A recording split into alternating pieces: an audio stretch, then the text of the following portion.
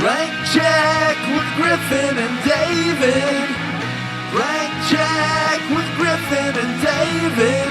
Don't know what to say or to expect.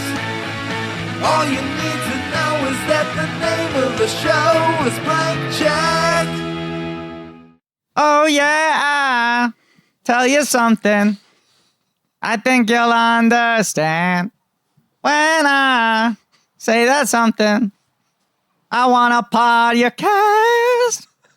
I want a podcast. I want a podcast. I want a podcast. I want a podcast. Hello, everybody. Very nice. Wow. Thank you. Thank you. America, Thank you for that. the world, we want a podcast. That's not the name of this miniseries, but by God, I could not let that opportunity slide. Can you do a good Ed Sullivan, though? And so I want Right, you there you to go. be prepared for excessive screaming. I feel like that's not great. I feel like I'm going to Lorne Michaels very, very quickly. Chevy. A famous New Yorker, Ed Sullivan, Yeah. but such a weird voice. Shoo, What a weirdo. Shoo. That's the word. Yeah, that's the turnkey word for Sullivan, right? We got a great show today. It sounds like We got a great show. I feel like I'm getting very Ladies Canadian. and I don't know what's going on. Gentlemen. All right. Ladies and gentlemen, Chevy. For whatever reason, Chevy is the name that feels best to say in Lorne Michaels' voice. Oh, Chevy. Oh, Chevy. He has to Chevy. sound disappointed. Oh, Chevy. Oh, Chevy. Chevy, don't throw out slurs to our cast members, Chevy. Jesus. Blame Chevy! Blank Chevy? Is that what you just said? Chevy. Hello, everybody. This is a podcast called Blank Chevy. My name is Griffin Newman. My name is David Sims. It's not called Blank Chevy. We're going to have to check the rule book on this one, but I think it might be One called Blank Chevy. question. Yeah. This is just a question that just popped into my head, and this is really Sure. a question for Ben. Is the question, do you want to hold my hand? Sure. Yeah. No, not right now. That's not a thing we do right now. No, we can't do that now. If this Fletch reboot with John Hamm that's being discussed, Yeah. if that actually comes to fruition, gets made, are we we're gonna cover that? That's think we like must. that's in the We cow, have right? to. We gotta do that, right? Because Yeah. I'm going to be in it too, so we really got to Sure. talk about it. Wait, have you guys Right. started a campaign on the show to just get Ben in it? No, well, I just guess it starts started now. now. Yeah. Yeah. I mean, I feel like we informally started the campaign 4 years ago or whatever to have Ben play Fletch. And now that Right. feels like it hasn't gained steam, I think the campaign should be for Ben to play the steak sandwich. Oh, God. Yeah. Because there are two of those. You could play either one. Either He one. could play the I've steak got sandwich. range. Yeah. I mean, I could do both too, You could play the steak sandwich or the steak sandwich. Yeah, exactly. Easy. And this, of course, is primarily a podcast about Fletch, even though we tend to do Non-Fletch movies. directors' filmographies. Right. Okay? Sometimes we cover the careers of directors who have massive success early on are given a series of blank checks to make whatever crazy passion projects they want. Sometimes those checks clear, and sometimes they bounce baby. And one time we covered Fletch, which means this is primarily a Fletch podcast. Right. That one time. And then we could just go back and do, is it Matola? Is that how you say his name? Greg Matola? David, what's that sound? yeah, I hear that too. What is that? There's a sound All off in right. the distance. It's like artificial, piped in crowd noises. And I'm looking off, and those bleachers are filled with cardboard standees or Okay, good. As long as it's not filled with computer-generated real people. faces. All right, good. Oh my yes. God. And yet, here is a very, very nervous baseball player stepping up to the mound. They seem uneasy, like they're being held at gunpoint to be forced to do their dangerous job. And with that, crack of the bat, no fans in the stands to catch it. It's the start of a new miniseries. Why do we do a Da-da-da-da-da. baseball thing? Where did you come from? What does it have to do with anything? Because Griffin loves sports, right? Yeah, it's because I love sports. It's because I'm the number one sporto. Right. I guess that's the reason. It's just you're such a big fan of America's pastime. Look, my My blood is. I don't know. I couldn't come up with a good one for that. just get out of that one. This is just one of those bits where it ain't broke, so we don't need to fix it, you know? Absolutely. Right, definitely. But, yes. but you know what is broke? The record for home runs. Okay. Look out. You mean like Mark by Barry McGuire. Bonds? Okay. Blank check has caught up. Oh, is it Barry Bonds now? Barry Bonds beat Mark McGuire, although of course, you know, everyone in that era was chemically enhanced. But hey, that's just part of life. When did that happen? Recently? When did Barry Bonds break the home run record? Yeah. 2007 is when he did it. Guess I was busy that day. So this is a new miniseries on the films of Robert Zemeckis, winner of our Blank Check March Madness competition. And the miniseries is, of course, called Podcast Away. When it's that short a walk, you got to take it. You got to take it. And I'm sorry to anyone who wanted it to be insert in elaborate, awful sounding thing here, which they're always like, the Fuge Cast right. podcast. But when there's a movie with cast, you kind of have to do that. And I wanted to make something clear. Barry Bonds broke the single season record in 2001. I thought 2007 sounded too late. 2007, he broke the cumulative. He has the most home runs of any player. And that's why I don't remember it, because there are a bunch of asterisks and I don't really recognize it as a true record broken. Of course. Yes. To you, it's still the Babe, right? The Babe Ruth. My top guy. The Bambino, the Sultan of SWAT, they called him. Oh, yeah. Yeah. And much like Babe Ruth calling his shot, I'm pointing to the bleachers and going, this is going to be our longest miniseries ever. Wait, is it really? I think so. I think Burton might be long. I can't remember. It's up there, right? It's right up there. We always think Burton was longer than he was because it felt so long. I think Bobby is breaking last year's winner, Jonathan Demme's record. I feel like now the Blankies all congregate around making sure a long miniseries wins in March Madness. Bobby is going to be 19 episodes for us. Okay. And I think that's more than Demi, I believe. Is that including the witches? It's not including the witches, which you know will come out when it comes out. Which we don't really know more than that, right? It'll get here when it gets here. Yes. But our guest today, joining us, a long-requested guest on this show, and especially once Zemeckis started taking the bracket, people went, well, you gotta have him on. He just did a 40-minute video? How long was the Zemeckis video? I think it was 35 a minutes. tight 35. Yeah. A gentleman's 35 on the career of Robert Zemeckis. Ladies and gentlemen, from the Patrick H. Willems YouTube channel, Infinity Cast, Can't Get Enough of Keanu, many more things, Patrick H. Willems. Thank you so much for having me. Big fan. Excited to be here. Of course. So early this year, I watched them all. I took like 2 weeks and just burned through the whole filmography. And I was happy to talk about all of them because like I was really gunning for Bobby Z in March Madness. Mm-hmm. I was hoping it would be a him versus Bay showdown. Yeah. And every year I try to get people to vote Bay, and it still hasn't quite worked out. I don't think he'll ever win. He's too polarizing. Yeah. He's the Bernie of every year he's candidates. got his fans. Yeah. Yes. I mean, like people always say that like I don't want, because a lot of people watch the movies along with you guys, and they're always like, I don't want to watch 5 Transformers movies. And I'm like, but remember the prequels episodes? I want to listen to Griffin and David talk about 5 Transformers movies and Patrick, lose their this minds. has always been my exact argument. That's Griffin's for it. argument. Yeah. Because not Zemeckis, I'm sorry. Bay, we've talked about this before. Bay is the only miniseries we had booked guests for, scheduled, and then welched on it because people started getting really negative about it and we like pulled back. People recognized that we were hinting at it and we're so negative. We were like, let's reconvene, let's question this choice.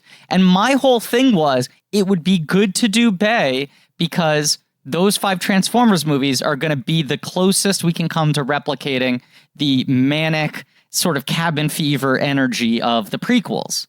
Yeah. Right. And my argument is we don't need to do that. And I would love to do Michael Bay. My argument is more, It's not the I think the first three Transformers movies, there's tons to talk about.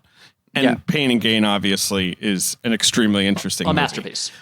Everything post Pain and Gain is where I think we might start to suffer. The Last Night has a lot of banana stuff that we've talked about on this podcast, but like the sort of 13 hours, 6 Underground, that's where I'm starting to be like, man, is he kind of just like whatever? Like he seems to have lost his juice slightly.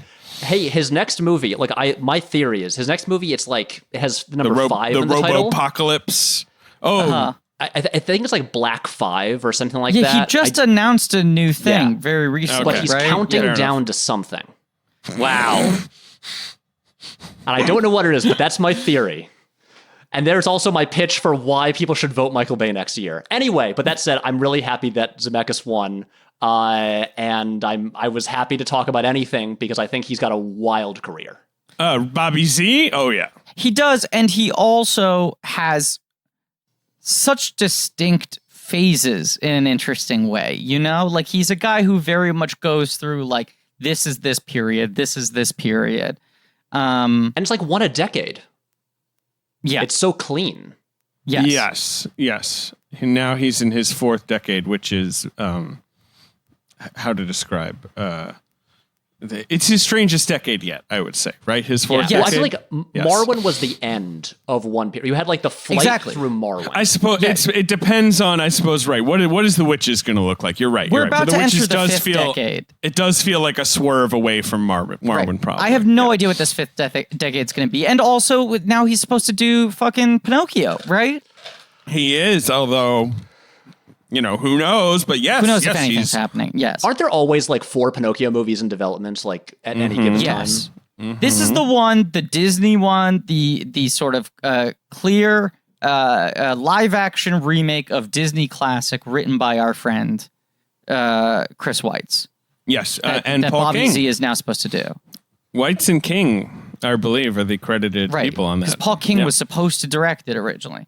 He was, But also, as you said, Patrick, 87 people were supposed to direct it originally. Right. It's bounced around. And then you got like Del Toro working on his version, right? I don't know. There's always Pinocchios. Yeah. You're right. Wait, I forgot. Zemeckis is also lined up to make The King, starring Dwayne Johnson and written by Randall Wallace. Right. Oh, which is about King the King of Hawaii, Kamehameha, I believe is how you say it. I'm not a Hawaiian historical war epic. I mean, I don't know that I want Randall Wallace to be the guy writing that movie, but like that sounds kind of cool. I don't know. This feels like it would have been like a post-Castaway movie if he didn't go into the mocap phase. I also feel like I would be so happy to see The Rock do anything that feels that personal and passionate. It would be nice to see him use his cachet as arguably the biggest movie star in the world to make something he deeply cares about.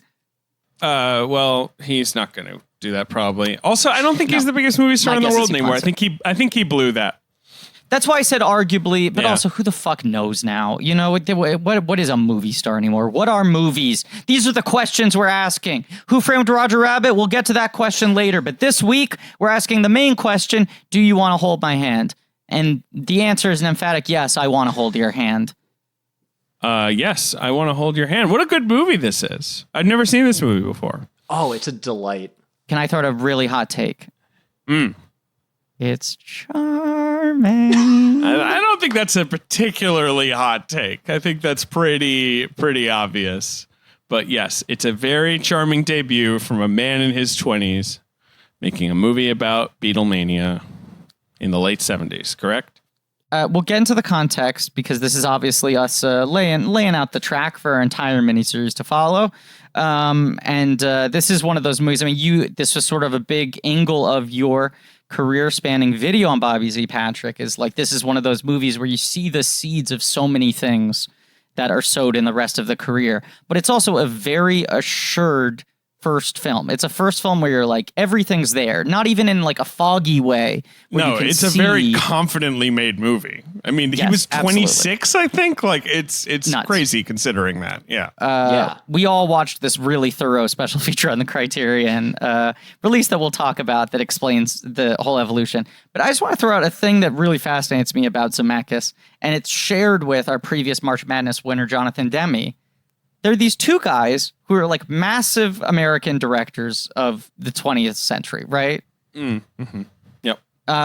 And they had like ultimate Oscar movies, like these movies that were massive runaway successes, totally minted movie stars, won across the board. They won the Oscar for directing at the pinnacle of both of their careers. Like not maybe not quality wise, but in terms of success, right? Like, and then never receive a follow-up nomination.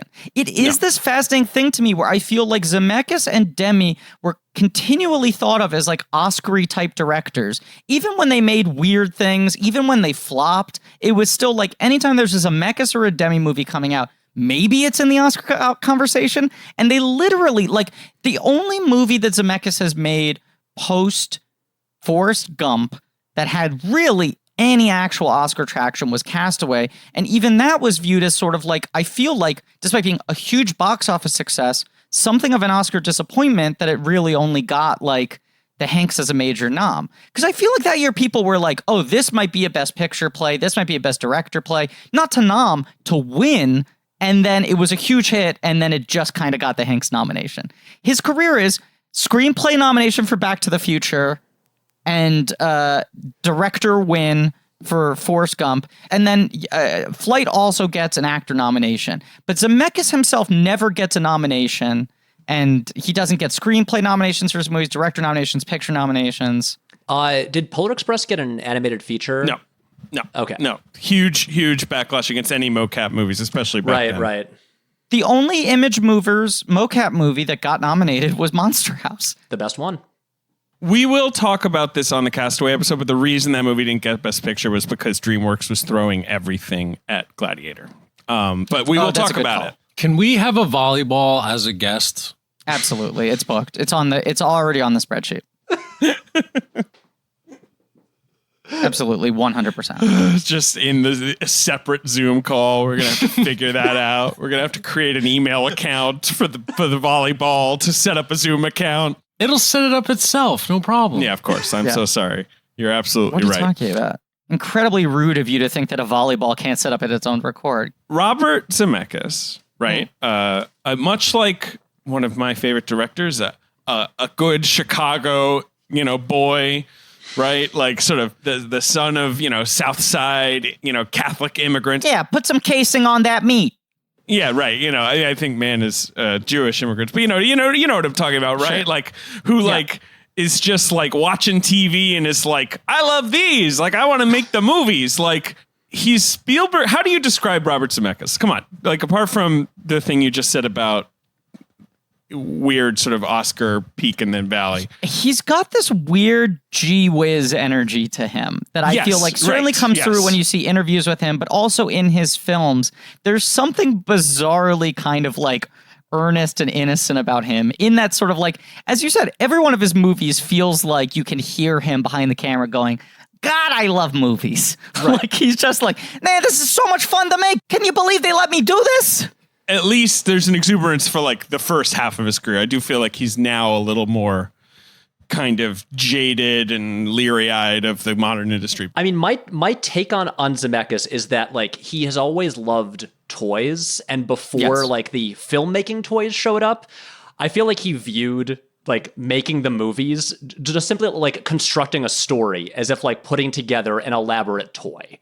They all have like, even before there were visual effects, there's like this clockwork precision to everything. There is the sort of like, even like this movie has the sort of like proto Forrest Gump magic trick of like inserting fictional characters in and around an actual like historical event. It's like the idea of playing with toys in some way or like creating some kind of magic trick on screen has always been like what has driven this guy. Yes, he's absolutely a guy who loves construction, not just in sort of like filmmaking technique, but especially in story construction. So many of his movies have, if not some gimmick, some sort of gambit of this is how the story's being told, and then trying to do that as tightly and concisely as with as much energy and emotion as possible. David? Yep. As we slowly adjust to a new normal, we still need to be smart about how we do business. I'm getting ready. I want that new normal. Give me that new normal. Was that on NBC? I just need the new normal right now. The least successful Ryan Murphy show in history? Yes, the new normal was on NBC. That's correct. I really need to get to a new normal. So yeah, like if that involves me being smart about how we do business, please sign me up. Because look, I don't want to get too political here. A lot of business going on around the United States Postal Service, right? Mm-hmm. Mm-hmm.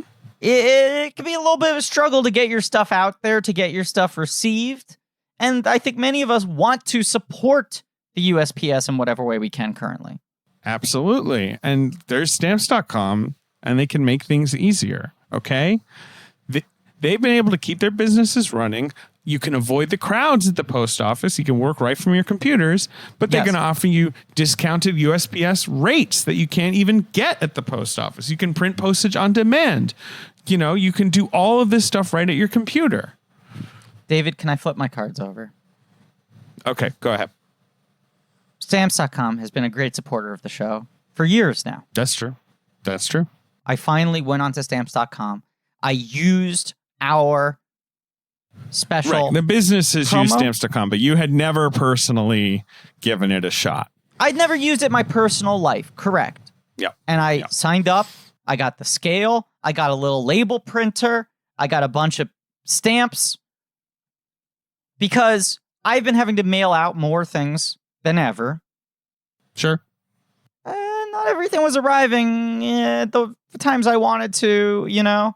I was having a hard time working around the hours of the post office, when they were open, when things were working, when they weren't. So I got the Stamps.com kit, and I'll tell you, one of the best things about it, makes it very easy to track the things you've sent out. Absolutely. This is a big selling point I wanna harp on here. Makes it very easy because you're doing everything from your computer. You're posting out a label. You're weighing it yourself. You're dropping it off in a mailbox. All of it is sort of like integrated into your account that you set up. Now more than ever, it's a nice relief of anxiety to be able to log on to one thing and see everything you've sent out and be able to keep tabs on it. That's all I'm going to say. Absolutely. No, that makes sense. And look, just going to tell you some things. You get the great discounts, 5 cents off every stamp, 62% off USPS and UPS shipping rates. Yeah. Okay. As I said, you can use your computer. You can print the postage for any kind of mail anywhere you want to send it. Make and you your just own leave it out for the mail stamps. carrier. You drop it in a mailbox. It's that simple. And listen, our listeners get a special offer that includes a 4-week trial plus free postage and a digital scale without any long-term commitment. You just go to stamps.com, you click on the microphone at the top of the homepage, you type in check. That's stamps.com, enter check. I took this So deal. there you go. I cannot give this more of a personal endorsement than I am. It's made my life a lot easier and a lot better now that I have to mail my parents' mail to them once every 10 days. Absolutely. Of course. I knew it would be something that ridiculous. Yep, that's what my life is like now. All right. Back to the show. Stamps. He is not technically a movie brat because he's sort of coming up right below the sort of 70s movie brat guys. Spielberg, He's like De 5 Palma. years behind. He's like half a generation behind those guys. He's like Spielberg's first protege, right? The first Yes. guy that Spielberg sort of like, helps get work in the industry. But much like Spielberg, right? Like basically constructed the blockbuster as we think of it, right? He is one of the architects of the modern blockbuster that we all grew up with that basically kind of still echoes into now, even as franchises are sort of rewriting how that all works. I don't want to jump too far ahead, but the amount of failures at the beginning of Zemeckis' career is so wild considering the insane run of like massive successes he had, because like he's involved in the one early Spielberg movie that people don't like, and then his the first one two movies bomb. flop. Right. I mean, 1941 as a bomb is actually slightly over. It actually made money, but it was not liked, as you say. This movie went nowhere. I Want to Hold Your Hand. Was again well liked, but didn't really go anywhere. Used Cars maybe did a little better, kind of didn't go anywhere. But the thing is, then he does Romancing the Stone, and it's like, okay, whatever you want. Your movie made 10 times what it costs, and that becomes the norm. We'll get to this, but Back to the Future was supposed to come right after Used Cars. They struggled for many years to get that movie made. By all accounts, Romancing the Stone was a thing where Spielberg was like, take this movie. Shot. You need to do a hit. Like, it was like, just do one thing for hire, show them you can do it. The script is on rails. You have 2 big movie stars attached. Just do it. And that was the Hail Mary pass that saved his career. Because he was in this Gale zone. They were Bobby Z and Bobby G. They were sort of like the Wonder Kid team. And, they were going to be in it together forever. And Romancing the Stone was like the one sort of early for hire thing he did. And he very much was in a sort of like 2 strikes situation at that point. Yeah. Really kind of 3 strikes if you also chalk up 1941 to them, which I feel like a lot of people did, because it was like, here's Spielberg, he's killing it, he can't miss, he's announcing that these 2 kids are his mentees, and the movie is his first kind of faceplant in his career ever. I think people were like, why is he going in on these 2 Bobs? The 2 Bobs. But this movie that we are discussing today is good. Not only is it good, it's very good. Really good. And I do think that anyone who saw this movie was like, well, this is just like an obviously talented person behind the camera. Like, just, forget the Beatles stuff. Forget, like, this person just knows where to put the camera. That is an unusual skill. Like, you cannot just have that skill. Did you guys watch, you watched the short films on the Criterion, right? Yeah. I did not, but I watched one of them. I watched the one with what's it called? The elevator I already one? forgot the names. Yeah, exactly. Yeah. The Lift, which is his first, the earlier one, I don't know if it's his first film, but they're both USC films. And that's like another perfect example of, you watch this like black and white, non-sync sound student film, and you're just like, this guy immediately knows where to put the camera and when to cut every single time. It is so perfectly constructed. It is incredibly simple. It's essentially just a guy feels terrorized by his elevator in his building, right? It's the Bradbury building, right? Right. And it's like, is the elevator actually sentient and like sort of like fucking with him? Or is the guy just kind of going crazy? It's this dude who's sort of overworked in the rat race, and he like feels like he's sort of being demonized by this elevator that he keeps on chasing, that he can never fully catch until he has a heart attack and his body is sent down in the elevator. It's really simple. It's 7 minutes. It's just like, you watch this and you're like, yeah, this guy knows how to make a movie. On a fundamental level, this guy knows how to make a movie. It's similar to what the myth of Spielberg was when he was like this like 22-year-old who could walk on set and be like, the camera should go here or whatever. Yeah. And everyone was just like, this kid's a little genius. Like, who cares if he's young? Like, he's, he was going on to Columbo or whatever and like doing shots that people would not usually attempt on TV, all that kind of shit. It's similar. It's a similar vibe. The second short is the one he does with Gale, right? Uh-huh. That's what I thought was weird. Gale on each movie has a credit, but like on The Lift, the first one's The Lift, right? Yeah. The elevator one, Gale is one of like 8 production assistants. Right. And then on the second one, Gale is only credited for like the credits design. Weird. So he's there and they're friends, but he's not even like, he didn't co-write them. He doesn't seem like one of like the primary crew members on it. Mm-hmm. And I didn't recognize any other names. Field of Honor is the second one. That's their sort of anti-war one, what Spielberg calls their anarchist cinema one. But Spielberg takes Sugarland Express to USC. It's his first theatrical film as a director. He's doing the rounds, showing it at film schools.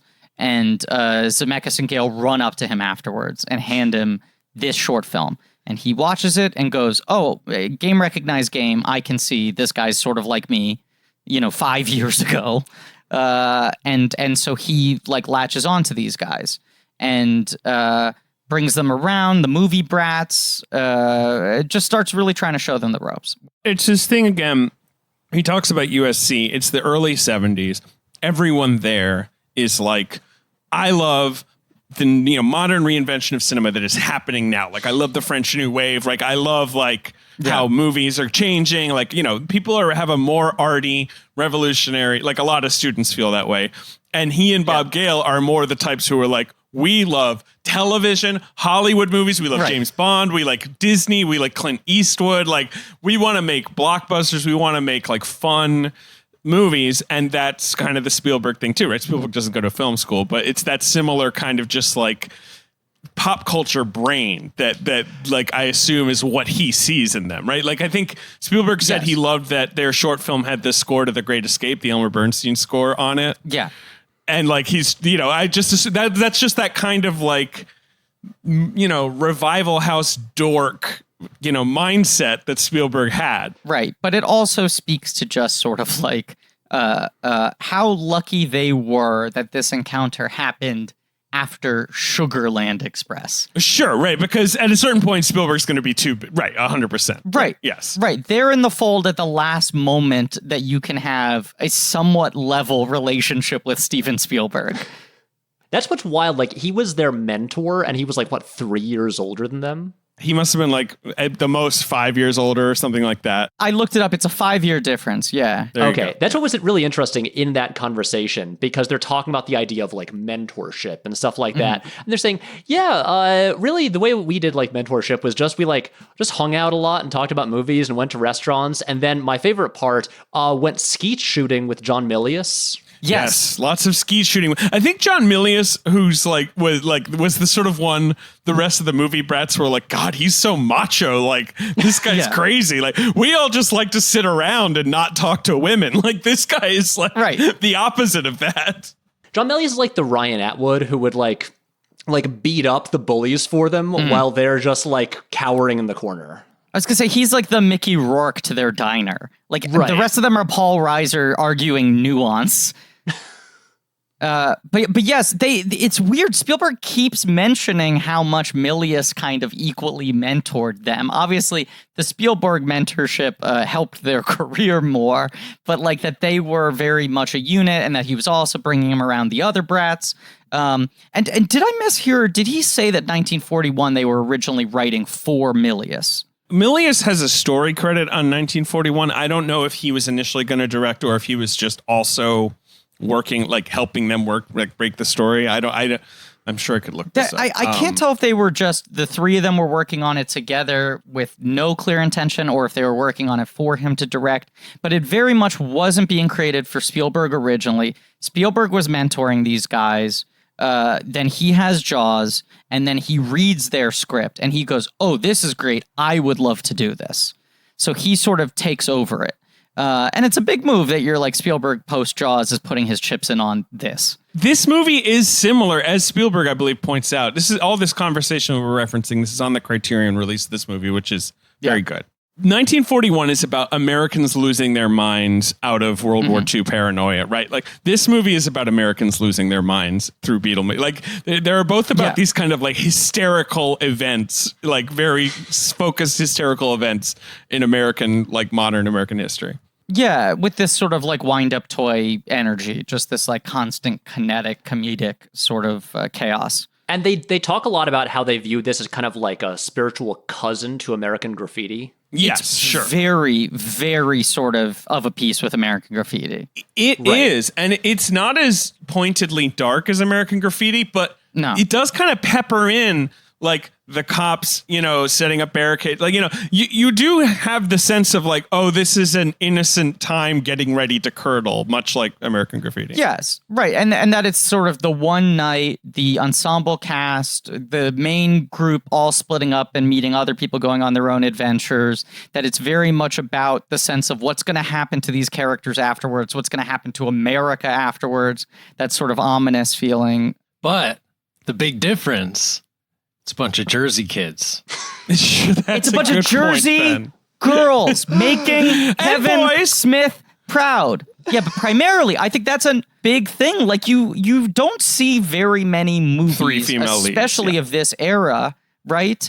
You have so many films in the sort of like post-America graffiti wake, things like Diner, where it's like, I'm making a movie about what me and my friends were like in high school, right? And it's like boys. a director's early get the foot in the door movie is largely autobiographical. And this is a work of imagination for Gale and Zemeckis. They are not incredibly personal filmmakers, and they are making a film about 4 women that they have created reacting to this situation. And it is immediately startling to just like watch this type of film and go, you never see these types of movies with the women centered, without exception, Yes. It's just Bobby DeCicco's character. I mean, Ben is mentioning Jersey types. I just got to shout him out. Yeah. There are The real boys in the Jersey group, boy. but they're secondary. They're secondary. And yes. and most of those sort of driving around looking to have fun on a Saturday night movies of this era, especially the ones that are period pieces, the women are largely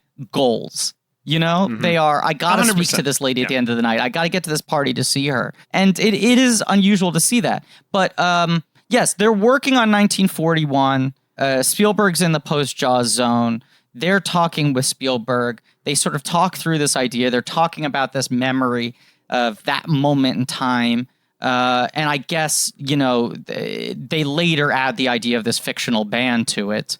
But the idea of just sort of like, this moment in American pop culture. And Spielberg goes like, that sounds like it could probably be a movie. And they immediately just go to work trying to write this thing. They pitch it to Warner Brothers. I assume probably just because they have the heat of people knowing that Spielberg has sort of anointed them and that 1941 is going to be a film at some point. And Warner Brothers acquires it, but knows that the movie only is going to work if you're able to license all of this music. Because in the Criterion, they say license all the music, but obviously all the songs, the Beatles songs were written for this movie. This is a weird bit. I'm not doing a bit. It's like, but it's a fictional band. The songs don't exist. What is this bit? This is a terrible bit. I hate this bit. No, I'm confused. What do you think I'm doing? I don't. The Beatles are not a fictional band, obviously. They're a real band. What is this bit? This is the worst bit of all time. This is hands down the worst bit of all time. No, they made a movie about this bit, and it was great. You know what? That's what I should have been saying the entire time I was watching yesterday. This is the worst bit. What is this bit? That's what all the characters should say. Like, what are you fucking talking about? This bit sucks. Of course the Beatles exist. Man, I wish I could smoke something phallic or drink a carbonated beverage to calm down from this, but God, I can't think of anything that exists would help take the edge off right now. What if during yesterday he had gone to see I Wanna Hold Your Hand in a revival house, and that's the only way people know the Beatles? They're like, yeah, the fictional band from I Wanna Hold Your Hand? Sure. It's pretty niche. Yeah, they're like du jour. Okay, so wait, question. What about something like Purple Rain, where Prince plays a guy who's not named Prince? Right, that would count, and then people would go, it's weird that this actor just came out of nowhere and was so good at playing a musician. God, this bit annoys me in every version. Anyway, yes, Warner Brothers licenses successfully in 1978 licenses the Beatles music. I don't know how they did that, but they did. I don't know how they it. did either. Wait, can we talk about this? Because I've always been so fascinated by how difficult it apparently is to license Beatles songs. Mm-hmm. Like, I was looking this up last night. Do you remember in 2012 when an episode of Mad Men uses Tomorrow Never Knows? They spent a fortune on that. Yes. They spent $250,000 for one song. And they said they'd been trying for years and kept getting turned down. It is an incredible moment in Mad Men because it's Don listening to that song and turning it off and being like, whatever. Like, it's great. It is the future passing him by. Like, it is him realizing, like, I don't know what's happening anymore in culture. But the number of times that a Beatles song appears in a movie or TV show, I feel like in the past 20 years, you could count on one hand. Social Network at the very end. And before that, Ferris Bueller's Day Off. I mean, That's the thing. Well, no, Tristan Shout isn't really a Beatles song though. But it is the their recording, cover though. that's used. Yeah, it's their Sure, recording, fair. right? Yeah. Instead I think of like Across the Universe or I Am Sam, things that do covers, like that are like, Right. we'll do the songs, but we'll have our own interpretation and all that, you know. Yesterday, I Am Sam, Yeah, Across the Universe, Yesterday, all obviously. three were movies where they were like, we're negotiating a bigger deal. Like, this is a movie where the Beatles are part of the marketing campaign, front and center. Like, even I Am Sam, where it isn't part of the actual plot of the movie. It is part of the you plot of the remember movie. He's posters? obsessed with the Beatles. Well, you know what I'm saying. But you know what I'm saying. Sure. Like, Well. the hook, the one line on Yesterday and fucking Across the Universe is Beatles songs. I Am Sam has a first one line, and then the second line is also he's obsessed with the Beatles. But the poster was like featuring 17 songs from the Beatles. Like, the soundtrack was such a first and foremost element on that movie. It feels like those are the cases where it's like the entire movie is pitched to the remaining Beatles trust, and they have to like come up with some deal, and the movie only gets greenlit based on that. And even then, it's almost always using alternate versions and covers. So my question is, in 1978, they were able to license like the entire soundtrack is just Beatles songs. And so when did things change? Well, John Lennon dies, and I think Yoko Ono That's is true. much more protective of his legacy, and so she is incredibly reticent. Just to be clear, Griffin, for I Am Sam, that's covers because they couldn't get the Beatles to license it. You can do covers like that. You don't need anything from the Beatles if you do a cover. And I Am Sam was specifically, they were like, we're going to negotiate with the Beatles, and the Beatles said no, or whoever, you know. Oh, wow. whoever's I in didn't charge. realize that. And so Yeah. that's why it's covers. I don't know about Across the Universe. No, I remember Yoko was involved with that. I mean, the Widows were involved with that and Yesterday. Right. That's more of a direct tribute. Right. But both of those are cover movies too. And even things like Hey Jude in Royal Tannenbaums is pointedly a cover. Like, all these things where directors wanted to use the original songs and they couldn't. It costs a fortune. And they just dismiss most requests out of hand, I think. What's wild to me is not that they were able to get 17 Beatles songs in 1978, which, you know, is kind of stunning, but you're like, might have slipped through the cracks, might have been right before the sort of hammer came down. What's more surprising to me is that their rights were this locked down that this movie hasn't had any issues getting released on home video. That having been said, not streaming anywhere.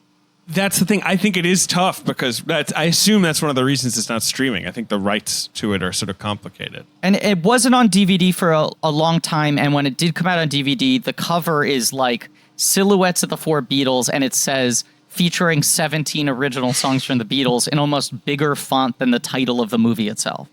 And this movie was going to be called Beatlemania, right? And eventually they were like, let's not even put Beatles in the title because we'll get in trouble. Then they switched it to Beatles 4 number 4 hyphen ever. Terrible title. Which, a bad name. So they set this film up at Warner Brothers. Warner Brothers negotiates for all the song rights because they know there's no movie without that. But at that point, the movie is expensive. And also, in a post-American Graffiti landscape, after George Lucas had such a nightmare getting that movie off the ground and they want to punt it to TV, now this type of movie is seen as valuable. Like, this could be a big hit. So Warner Brothers starts to feel like, we might have something hot here. So they go, well, we can't let Zemeckis direct this. And they want Jonathan Demme to direct it. Yes, they do. A few steps up on the ladder, I guess, at that point, right? He's young in his career, but I guess he's made a few movies. So, like, you know, it's around when he's making, like, Citizens Band, and he's about to do Last Embrace. A thing I was thinking about is I didn't have time to listen to the entire commentary track, but I watched like 20 minutes of it.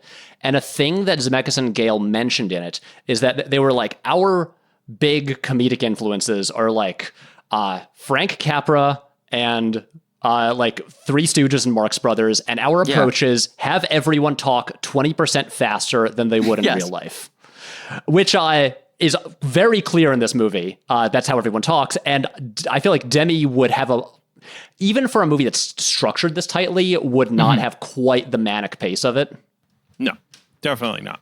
And I feel like they were writing movies that, in a way, only Zemeckis knew how to direct, as evidenced by the fact that like Spielberg read 1941 and was like, "Oh fuck, this seems like so much fun to do," and then he did not have the right touch to pull it off. It's a very fine line of what he pulls off, and it is that kinetic energy. It's everyone constantly being in motion. You know, I mean, I feel like that's such a defining Zemeckis thing. Mm-hmm. Yeah, and Spielberg is not really a great comedy director. Like his good, funny movies, like Catch Me If You Can or whatever, those are like light dramas. The Terminal. Like, those are. Well, he has very funny stuff. Like Jaws has all kinds of big laughs in it. Jaws is a goddamn pleasure to watch. Like the shark people. Yeah, like Robert Shaw's, Nails on the Chalkboard, right? Like, when you're going to need a bigger boat, blah, blah. But like, he never made like an incredible comedy. No, it's certainly, I mean, he might be even marginally better at sex scenes than he is at comedy. That's not true. Sex scenes is the thing he's worst at.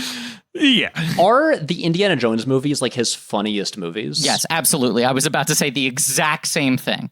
Last Crusade is his most successful comedy. Yeah. Right, and that's where he can do comedy, where it's like old 30s, layered, genre. Right. Yeah. Layered onto something else.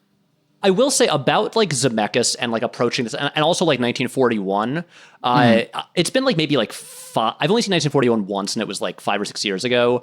So it's not super fresh in my mind. But I feel like and I like enjoyed it, even though it doesn't entirely work.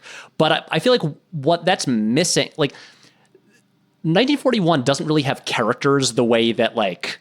Or like it doesn't have human beings in it the way that I Want to Hold Your Hand has human beings. Like a key thing in like the best Zemeckis movies is like, and I know I'm just rehashing points I made in that video, but it's like they have characters with very like clearly defined goals that they really, really believe in. And it's about like their like really intense process of like trying to reach that goal. And 1941 is like, also has this like very intricate construction with like a million moving pieces, but I feel like there's no really like humanity in it the way that like I Want to Hold Your Hand has humans who have like human like desires and goals. Absolutely. And I also feel like it's fascinating that the two scripts happen almost simultaneously, right? I mean, it's like 1941 into this, and then this comes out before 1941. But they talk about in the special feature conversation, how densely they sort of plotted and constructed this movie with their note cards and the color coding system to be able to visualize how the threads were interweaving and how much balance and screen time each character got. And the fun fact that the 4 girls their names have the same initials as John, Paul, George, and Ringo. Pretty clever. Which Spielberg never realized. But they are very much like, once they said that, I was like, right, they're kind of the ultimate note card storytellers. Like they do have that. None of this is coincidental. These guys don't feel like they're running on a sort of loose improvisational bent. You can tell that everything is very, very tightly constructed in this sort of clockwork way. Which that's the modern blockbuster. That's what we're talking, right? Like that's the Spielberg thing too, right? Yeah. Where like the hit on it is this feels too clean, but I mean it's pure serotonin. Not to talk greasy, but I've been watching the Russo Brothers Film School, which is very bizarre. Their YouTube series where they keep on sort of talking about how they've like figured out the perfect storytelling algorithm.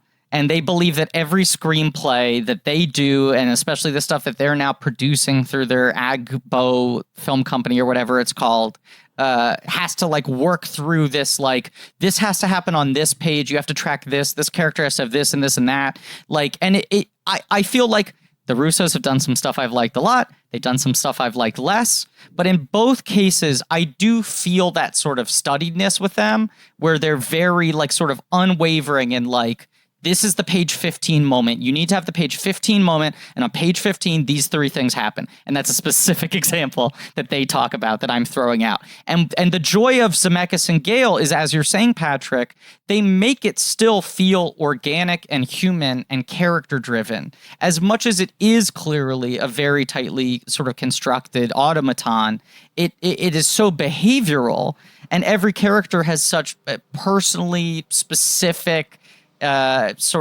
charming, interesting internal struggles going on that it doesn't feel that forced. Just out of curiosity, like, I don't know about this Russo brothers film school. They have a YouTube channel?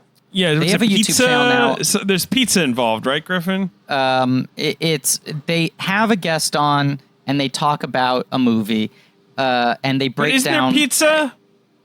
Yes, they call it Pizza Film School. It has this insane rap song talking about the Russo brothers being the two greatest filmmakers of all time. Truly, that's the level of hyperbole they throw. No, not at all. And like this Adult Swim style animation of them like partying and vomiting themselves out of their mouth and whatever. And it's called Pizza Film School, and only because at the very beginning they go, so we like to eat pizza while we talk about movies. What pizza are you all eating today? And then, like, Joe will show what pizza he's eating. Their guest will show the pizza, which is often just Marcus and McFeely. Most episodes, it's Marcus and McFeely. And then every episode, Anthony very sheepishly says, I actually ate my pizza before we started recording, but I'll tell you what I did eat. Every episode, he fucks it up and he doesn't eat pizza on screen. I agree that he seems like the nice one. I like him. But the show is called Pizza Film School. Eat a fucking slice on camera, Anthony, or retitle it. So this is all over Zoom? This is all over Zoom. Over Zoom. Right. And it's mostly them with Marcus and McFeely. And then a couple times they've had actors from movies on, and the actors talk about their experiences working on the films. And then Joe and Anthony goes, but the filmmakers must have been doing this for this reason because this is how stories work.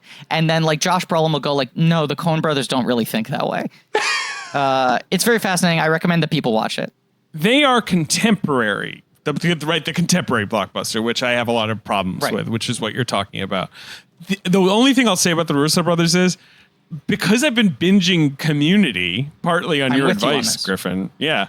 Like, I sort of rediscovered, I was like, Jesus, right, these guys were kind of doing something perfectly, like, like that. I forgot that how much of a hand they had, especially in the early seasons. I like Community. a lot of what they've done. A lot. I'm just saying they very openly talk about every movie we produce is going to have this exact structure. And I think, like, I remember them in an interview saying their goal explicitly with Civil War was to make a movie that CinemaSins couldn't criticize.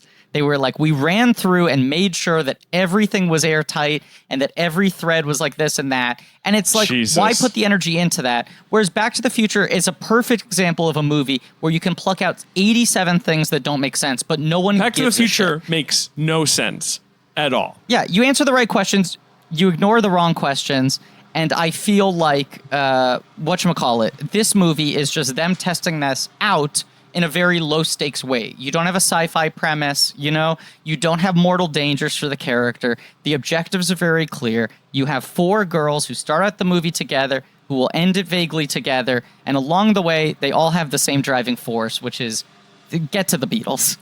And I mean, even though there is the main four girls, there are like there are other characters. There's the two boys who tag along, and then we'll get to Eddie Deezen, obviously, but the two boys also have their own goals, and everyone like everyone has that clear journey over the course of it. So I'm not trying to derail this because I know we haven't really started talking about the plot of this movie, but can we talk about Bob Gale?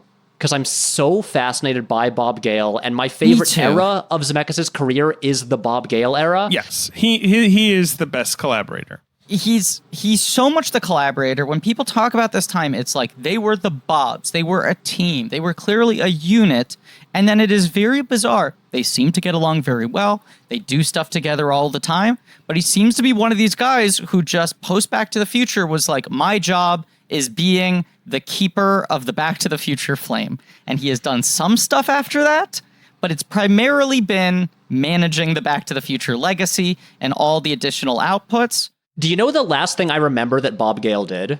He did a Spider-Man run, right? That was it. Well, in 2008, when they did the Amazing Spider-Man relaunch, where they had like the Brand New Day era, where they had like the writers' room of like Dan Slott, when it was and other basically people. weekly. Yes, yeah. Yeah, and Gale, who I hadn't heard about in years, suddenly is like one of the writers' room guys on the Spider-Man comic. And then he was there for like a year and a half and then left, and I have no idea what he's been up to. But it's not like he and Zemeckis had a falling out. Like they're absolutely not. like buddies. They seem to be on, in this on incredible interview. terms. They do shit together all the fucking time, just not projects. Yeah, well, that's the thing. They seem to be on great terms, but like when you're watching that conversation on the DVD, which is Spielberg, Gale, and Zemeckis, and I've interviewed Zemeckis, he seems fairly ornery now, I will say, like about the state of the film industry.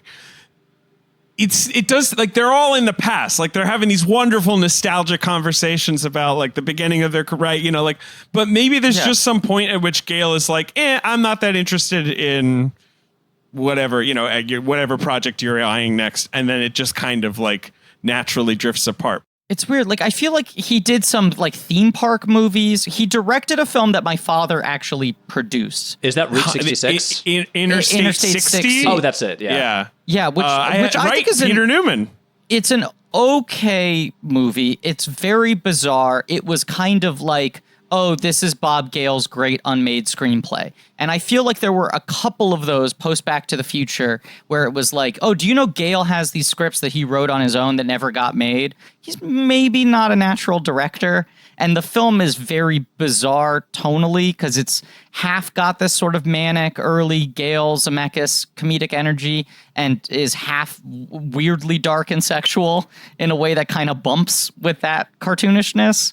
The only thing I want to say about Bob Gale is that he seems like the nicest man in the world in all these conversations, these interviews, these panels. Like, he seems like a real kind of aw shucks guy. He's from, I believe, he's like a Jewish guy from Missouri, from like a college town in Missouri. Like, he just seems like the friendliest fella. And maybe there's just got to be some point where he's like, you know what, I'm doing all right. And like, I don't need to keep mixing it up with all his Hollywood bullshit. You know, like maybe he just kind of like soft retired. Cause like you said, he does sort of manage the Back to the Future, whatever. Look, I'll say two things. One, Back to the Future residuals are certainly enough to live off of for the rest of your life. Oh, are those movies popular? Do they do okay? Very. They did okay? Second thing is, there's always Back to the Future shit going on. Like, from the moment pretty much the first movie came out, you've had a near constant stream of different forms of merchandise and animated series and theme park rides. There's the Broadway musical that's been in the works for a long time that was supposed to, I think, open in London or just did open in London right before coronavirus. There are comic books, like all these fucking things, and not to mention conventions and the constant retrospectives, and every 5 years there's another round of anniversary shit. And he very much seems to be the guy who either approves of everything or leads everything. Like, when I worked on Draft Day, there's a guy who's part of Reitman's company, Joe Medjic, who's a great producer in his own right, but he's also like, I'm the guy who deals with all the Ghostbusters shit. Like, if it's not a movie, if it's something with Ghostbusters, I'm the guy who, like, has the red stamp and does that. And I think Gale does a lot of that, and he also, like, wills a lot of that stuff into existence on his own. But it is also interesting that, like Trespass and like Interstate 60, there's sort of this bounty of, like, unmade Gale Zemeckis scripts and also unmade Gale scripts that never really get talked about. I know he wrote a Doctor Strange script. I mean, he's a nerd. He likes comic books. Yes. Look, I love the Loves man. him. Like, I know obviously they wrote the Tales from the Crypt script that eventually got turned into Bordello of Blood, right? Like that was like something they wrote back in their, you know, partnership days.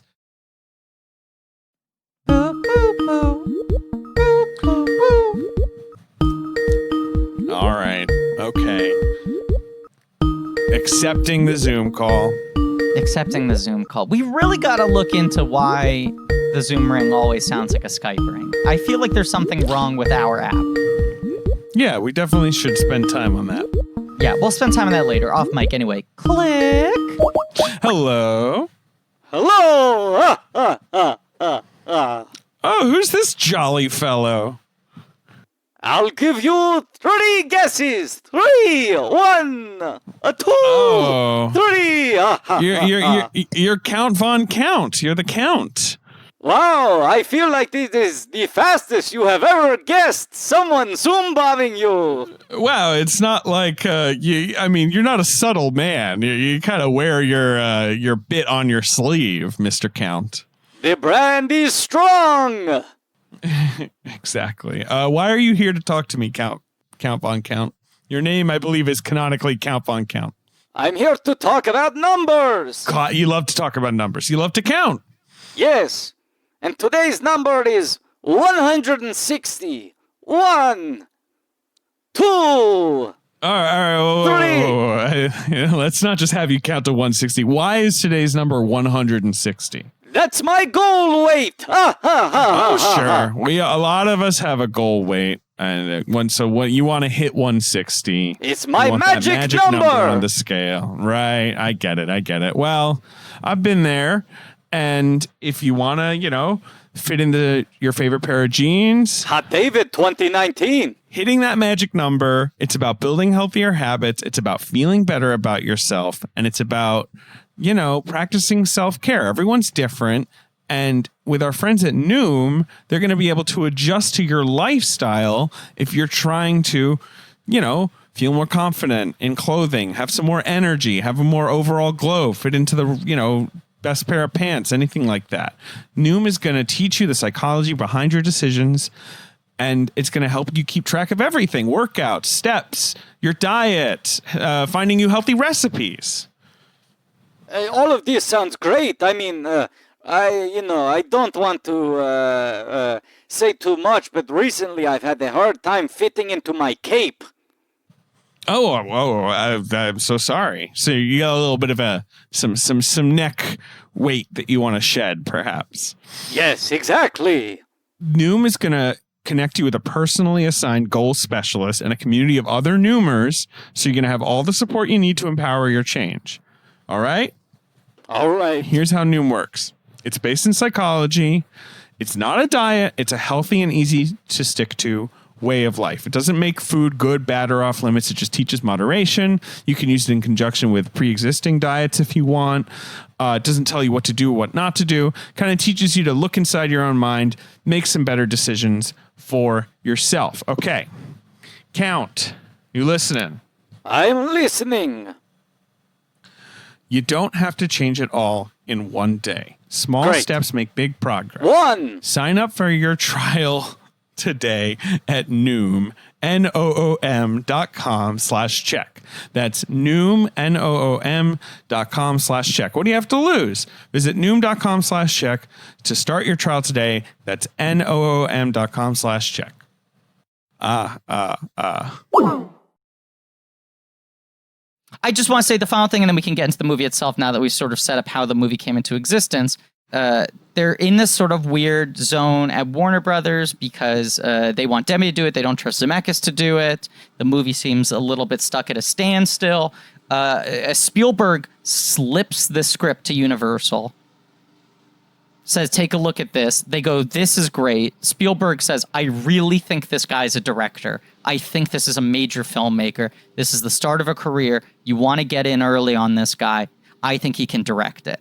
And what's his name?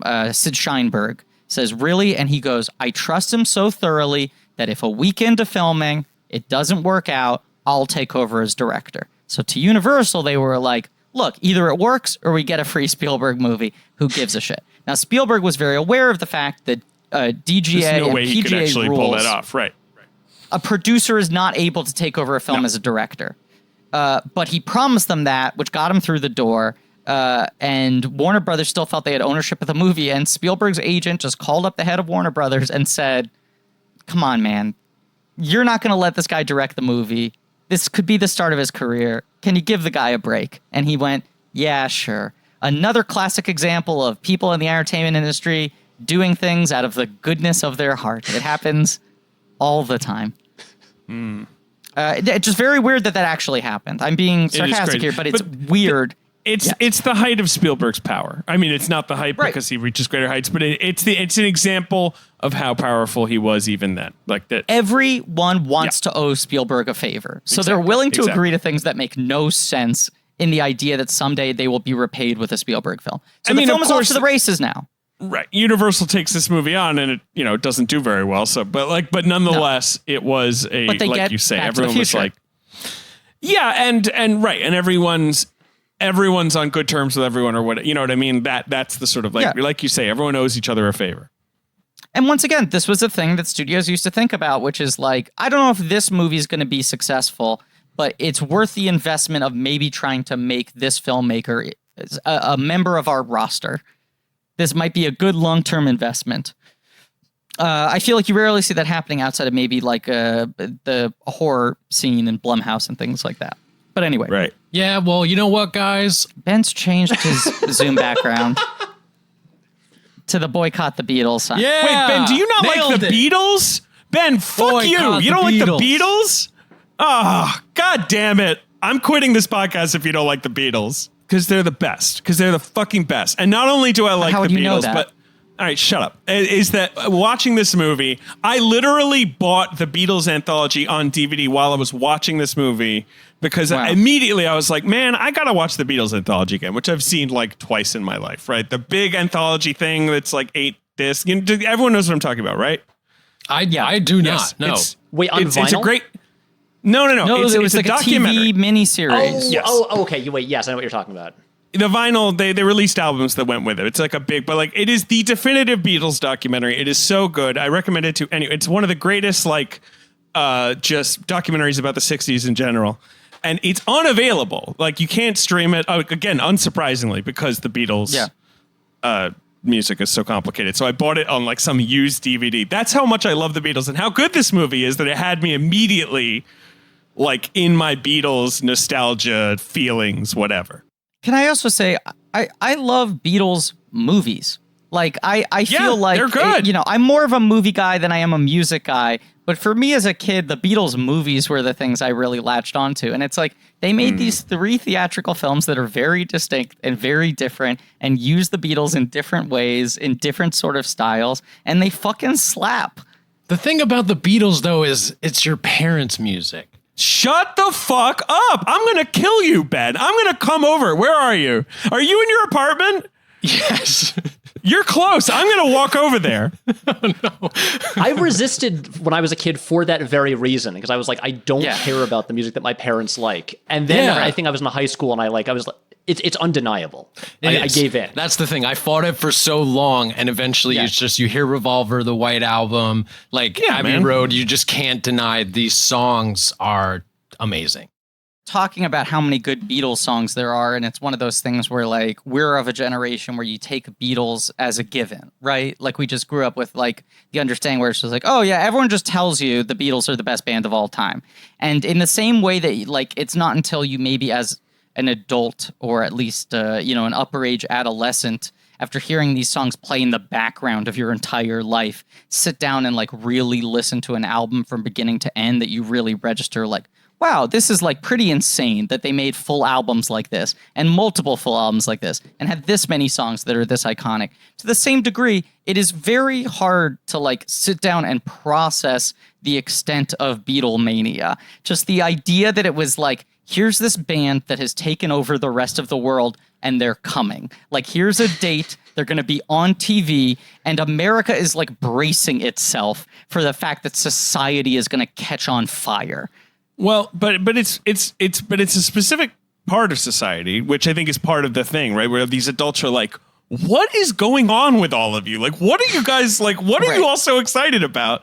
My mother was the perfect age, which is one reason I love the Beatles for sure, because my mom was a Beatle maniac. Same with my parents. My dad went to the Shea Stadium concert. That was their first American concert. My mom, I Yeah. believe, was at the Candlestick Park, but the same tour, their final tour where they were like, fuck this, we can't even hear ourselves, But my mom was 12 years old. She like specifically recalls like being shown the first LP, like maybe the first single, like at the record store, and being like, look at their hair. Like, had never seen that haircut, like had never seen boys with long hair in her entire life. Like, it's so hard for us to think about that. Like, like looking also, at the Beatles. that we're was like, long hair. yeah, they're Right. Yeah, exactly. Oh, those look like nice boys. And at the time it was like, have these boys never cut their hair? Like, what is this? What's going on with them? Like, this is outrageous. Like, how could they look this way?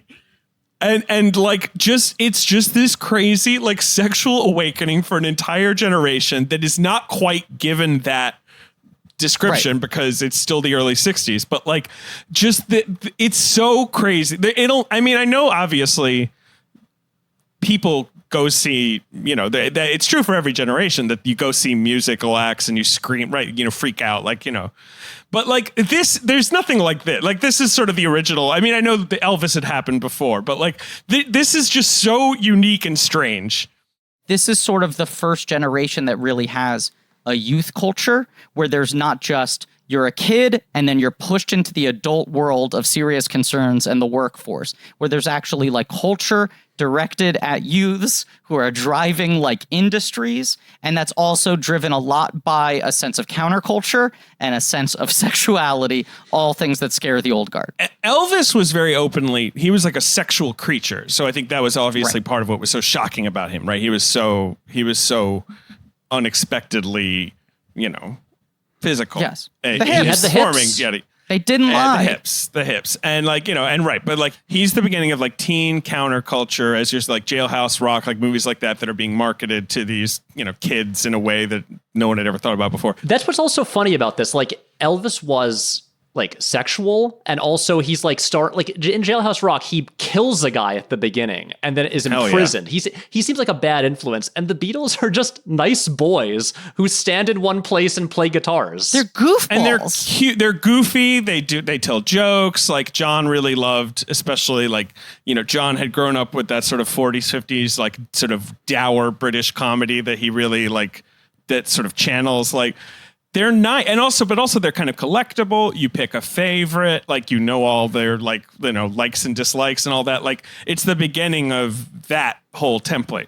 There was this perfect storm thing for them too. I mean, like Elvis was obviously like a very kind of constructed, cultivated image. I'm not saying that he was a phony, but like Colonel Tom Parker, very much it was like they built a thing around him. And even like the idea that he plays like a murderer in his movies, they were trying to build up this sort of like mythos of the bad boy thing. Where did this guy come from? What side of the tracks is he on? And the Beatles, like, especially at this point in time, they're so seemingly guileless. Like there's something to the fact that there are people like fainting around them and they're asked questions and they give these like glib sort of half joke answers and then like do like full body laughs and shake their hair and stuff. Like the juxtaposition between the chaos around them and how much they aren't playing into it. And you also talk about like Elvis set the stage for this kind of thing. But I think because at this point, you have like parents and adults who have seen the impact that Elvis had on culture. They're even more freaked out about the Beatles hitting. And B, they're for Beatles.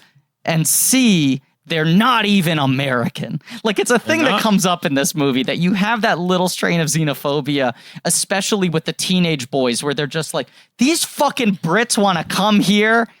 Yeah. And make our girls want to sleep with them. Yeah. But like, and all the especially the Bobby DeCicco character, right? Like he's an Elvis-y kind of guy. He's a sort of a greaser. He's got the hair up. He's got, like he's like, wait, I've cultivated this whole image. Are you telling me this isn't the thing anymore? It's also great that there's the 2-layer thing of like the parents saying like, we've barely gotten over Elvis. We can't have this happen again. Right. And then that character is like, hey, I thought we all liked Elvis. Can we stay in Elvis? Well, what also is funny about that guy is he keeps talking about like he likes like Frankie Valli and the Four Seasons. Yes. And like this kind of divide, it's like kind of like an early version of like the like rock versus disco thing, or like the boy bands versus nu metal thing. And it's funny because like the Beatles are playing rock music that would seem like more aggressive like than the Four Seasons, which is like doo-wop.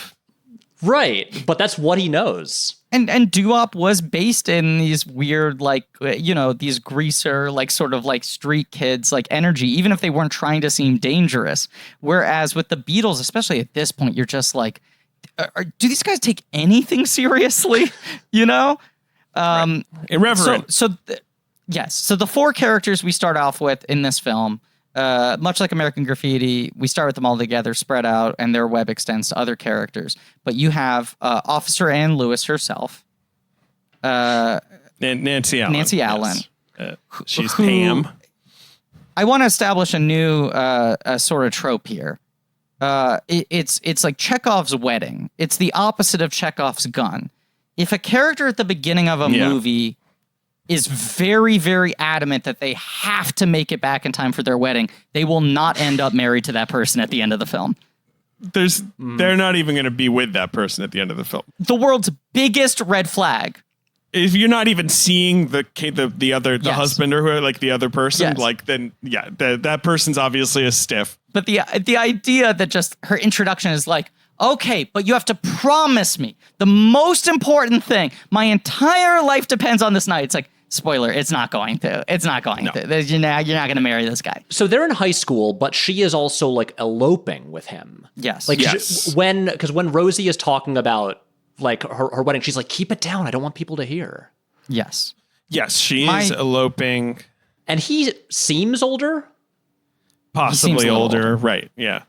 And he's just ready to make a career and make babies and have her, be his partner and cook him meals or whatever. He works in the exciting new industry of plastic furniture covers, which is really going to take off. Huge. Plastics. It feels like they're maybe secretly eloping to bypass the parents and be like, too late, we already did it, now we have sex. That's why you do it. Yes, you're going to move in together or whatever, right. So you're going to have to elope. Yep. So we have Wendy Jo Sperber, who, of course, plays one of the disappearing siblings in Back to the Future. Her name is, what's the character's name? Rosie, yes. She rules. I love her. She's kind of like the most fanatical, right? Like the most sort of hysterical. She loves Paul.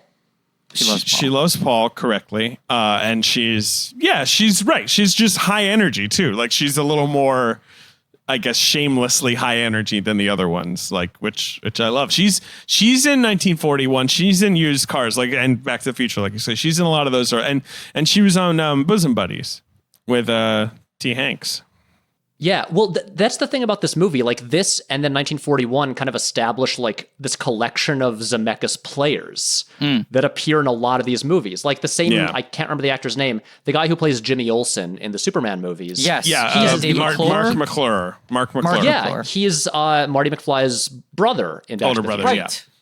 Right. Yeah. Like Eddie Deezen shows up in 1941. I believe he's also in Used Cars. And Eddie Deezen. I mean, Eddie Deezen, we'll talk about him, but we'll get to that in a little bit. Guy. Yeah. Then you got Teresa Saldana. I was just going to say, of the four girls, it's like Wendy Jo Sperber is the one who is really sort of like pushing the plot into existence because she's the one who's like, I got to do this. I'll just die if I don't see the Beatles. And the other girls all have their sort of alternate viewpoints where it's like, Nancy Allen is just sort of along for the ride, trying to be a good friend. She thinks she doesn't really need to do this, but she's the one who ends up getting the most affected by it.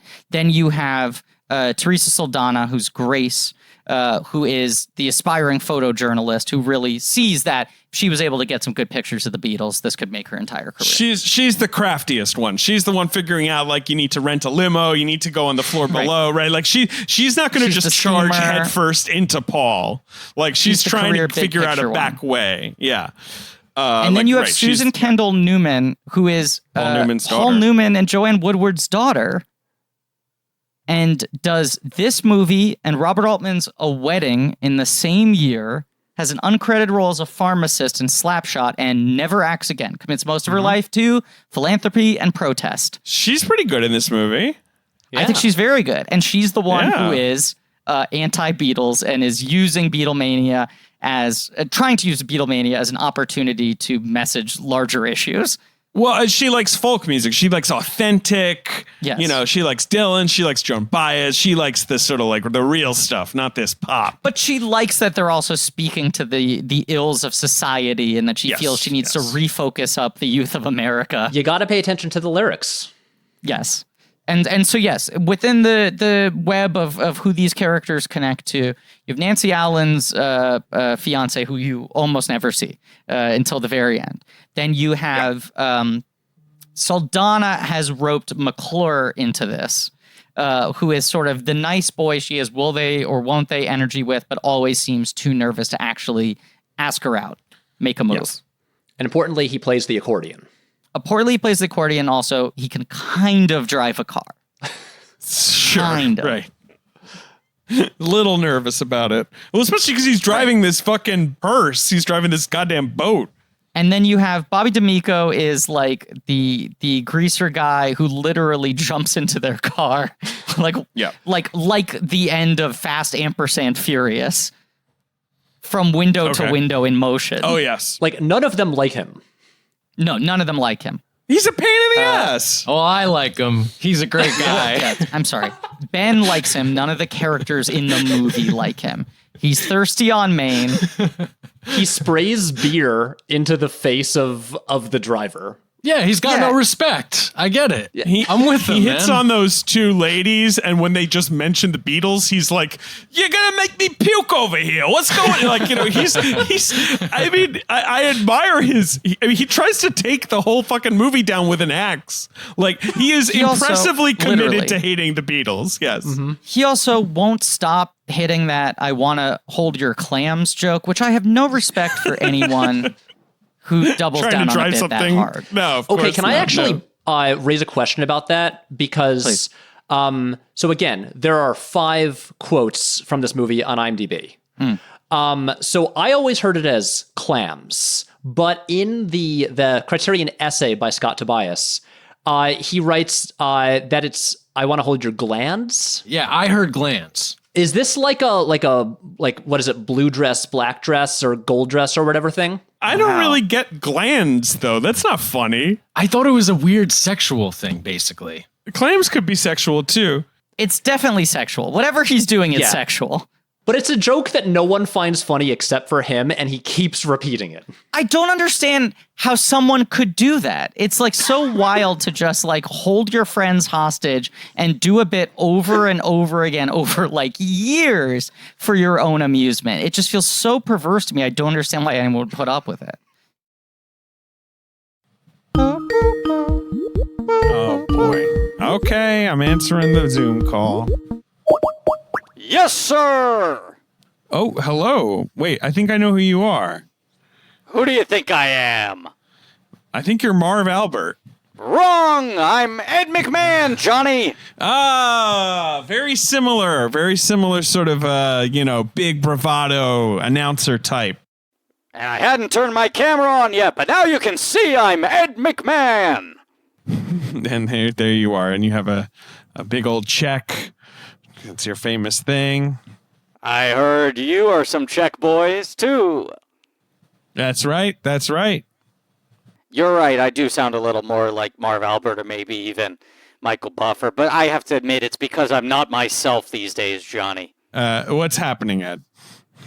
Johnny, I've always been Ed. Yeah, uh-huh. I see where you're going with this. But I never had... believe it. I never had Ed. By which I mean erectile dysfunction. You're talking about ED. I am... yes, sir, Johnny. Okay. So you're saying you never had that? I never had it until now. And here's the thing. I want to say, this is my chance. This is a PSA. I used to think ED was an issue only for old guys. And I'm beyond old. I'm dead. You are very old, but according to the Journal of Sexual Medicine, by age 40, almost 40% of men struggle with ED. You're not alone.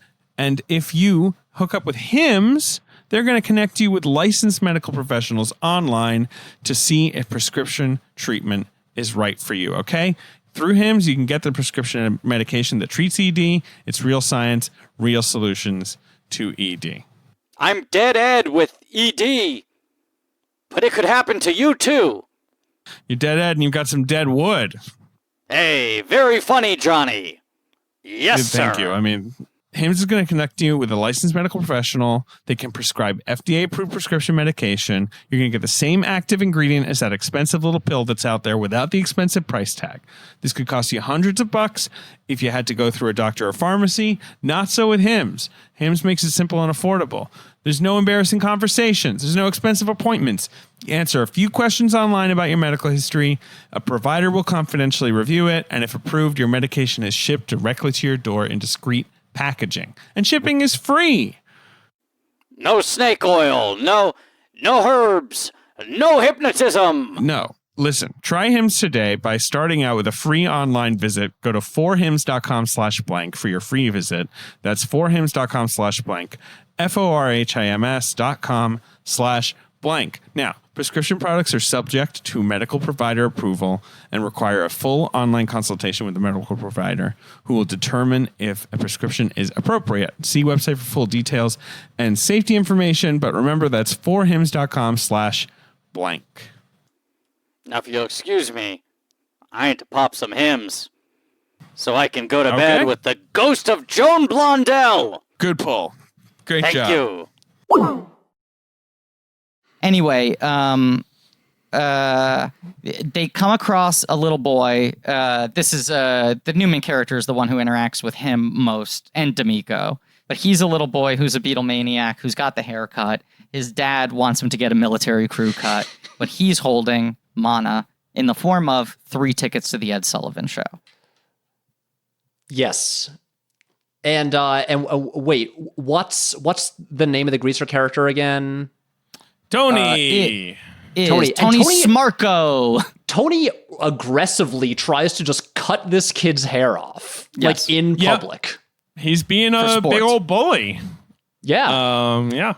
While they're all waiting outside the plaza or wherever it is they're supposed to be. Is it the Four Seasons? I can't remember what it is. It is the Plaza Hotel. It's the Plaza. New York's finest hotel experience. But it's shot in LA, so it's not really the Plaza. Almost all of this movie is shot on the Universal backlot, and Spielberg talks about that in that little featurette. Which, by the way, Zemeckis to me is the Universal backlot. Because, like, Back to the Future as well. Like, he's such a Universal backlot guy. Like, that kind of, like, nice movie version of America. But also, it is that wild thing of, like, Spielberg talks about, the way you filled up the streets and the way you dressed it and putting smoke coming out of the manhole covers. Like, it was the first movie shot on the Universal, like, street stages that actually looked like somewhat real to me and not like a backlot. And then Back to the Future, you're like, I feel like we talked about this in another episode. Maybe we'll certainly talk about it in the future. Hint, hint. Future. But the fact that Hill Valley set is in like 87 million things, but you think of it as Hill Valley. Like when you watch Hill Valley, you don't think of the movies that came before it or the movies that came after it. He somehow makes that feel like a tactile place. And this is another example of just like, I live in New York City. I know what New York City looks like. It wasn't like I felt like this is New York. They clearly shot on the real streets, but it also did not feel like I was looking at a back. No, it's very well done, especially considering that I'm sure this movie was $2.8 million. It was not an expensive movie. And you're right. It feels the verisimilitude is there. Like it feels New York-y to me. Like when they pull up to the Ed Sullivan Theater, which again is also on the backlot, watching this again, I was like, that must be the one that they at least did in New York. Like that must be a real location. I don't know though, because how many alleys have you guys ever been in New York City? And it's always in movies with like that are set in New York. There's not a lot of alleys, honestly. No. I just meant the front of the building. Like the alley, definitely not. But you know about the one alley in New York that's in every movie, right? The one like in Chinatown. Yeah, or Cortlandt Soho. Alley. Yeah. Okay. Cortlandt Alley has been used. Anytime you see a New York alley in a movie, it's just Cortlandt Alley. It's the one. It's the one. I have shot so many videos there just because it's the only place that looks like a New York alley. So there's just like production value immediately, but that's just it. And there's like all these like fire escapes there. It's great. I think I've maybe filmed 4 different web series in Cortlandt Alley. I'm looking at photos now and I'm having a lot of really negative muscle memories come back to me. There's always a photo shoot there every time I walk by. Always.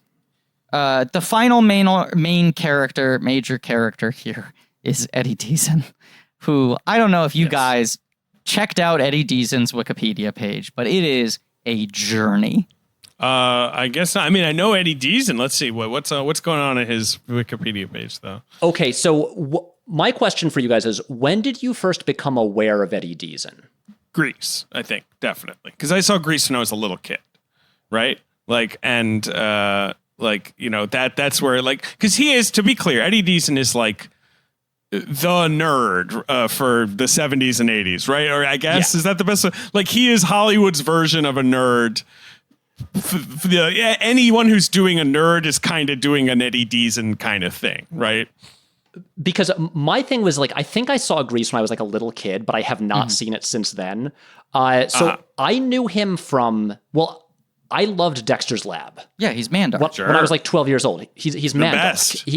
Best. The most iconic voice. Like genuinely, when I was 12 years old, my family got a cat, and I insisted that the cat be named Mandark. And we had it for like 15 years. Wow. I loved Mandark. Mandark rules. God, Dexter's Lab is so good. I hope that holds up. I It haven't holds watched up. it. It holds up perfect. It's It fucking does. Gendy, Tartakovsky. It holds up. Until they rebooted it without Yes. Gendy. I was about to say it does. It's the early seasons that he was involved with, right? And then they change it up, and it gets kind of bad, right? He did 3 seasons. It's on. Yeah. It's on HBO Max now. It fucking Yeah. rules. It holds up Yeah. beyond belief. That show is so much more experimental than people give it credit for. It's I perfect. loved it. It's To be like, I was so obsessed fucking with it good. when it was whatever, just constant repeat on Cartoon Network. But so I knew just Mandark. I didn't know who Yeah. did the voice. I just loved Mandark. And then, like 6 years ago, I watched 1941 for the first time and lost my fucking mind because suddenly a guy with Mandark's voice was a real person, and I just assumed that was like a voice that like Tom Kenny did or something. I didn't know there was just a person who is Mandark. See, this is my thing. My mind jumped to, oh, this must be how like all of Hank Azaria's characters on The Simpsons are his bad impressions of different movie stars. Like the Right. way that he talks about like Wiggum is Edward G. Robinson and like Moe is his Pacino and stuff. I'm like, oh, I didn't realize that Mandark is someone like Tom Kenny dining out on this character actor's real voice. And then you realize, no, this is this guy's real fucking voice. This is what he does. And as you said, he mostly has transitioned into voiceover in the later half of his career. He sort of talks about, his Wikipedia page feels very much maintained by him, but talking about how his live action film work sort of dried up in the 80s due to a number of things. One is which he's apparently been plagued with an inability to remember lines his entire life. He tried to be a stand-up comedian at first and gave up because he couldn't remember his own routines. He was gonged on the Gong Show, I believe, for very similar reasons. By yes. Paul Williams. By Paul Yes. Williams, of all people. Correct. But then he switched to acting. He started auditioning. Grease was the breakout. And then Zemeckis really kind of takes him under his wing and goes like, oh, this is one of my stock company guys. But there's the thing where it's like he is this, as I'm looking at his Wikipedia page, as it notes, he wanted to voice Roger Rabbit and he loses Yes. that role to Charles Fleischer. Wanted to play Judge Doom, lost that role to Right. Christopher Lloyd. It feels like and again, this is just from the Wikipedia page, but it's hard not to think about it. Like he kind of suffered from not being in Revenge of the Nerds because it was like finally they made a big blockbuster movie about nerds and he Yes. didn't get to be in it.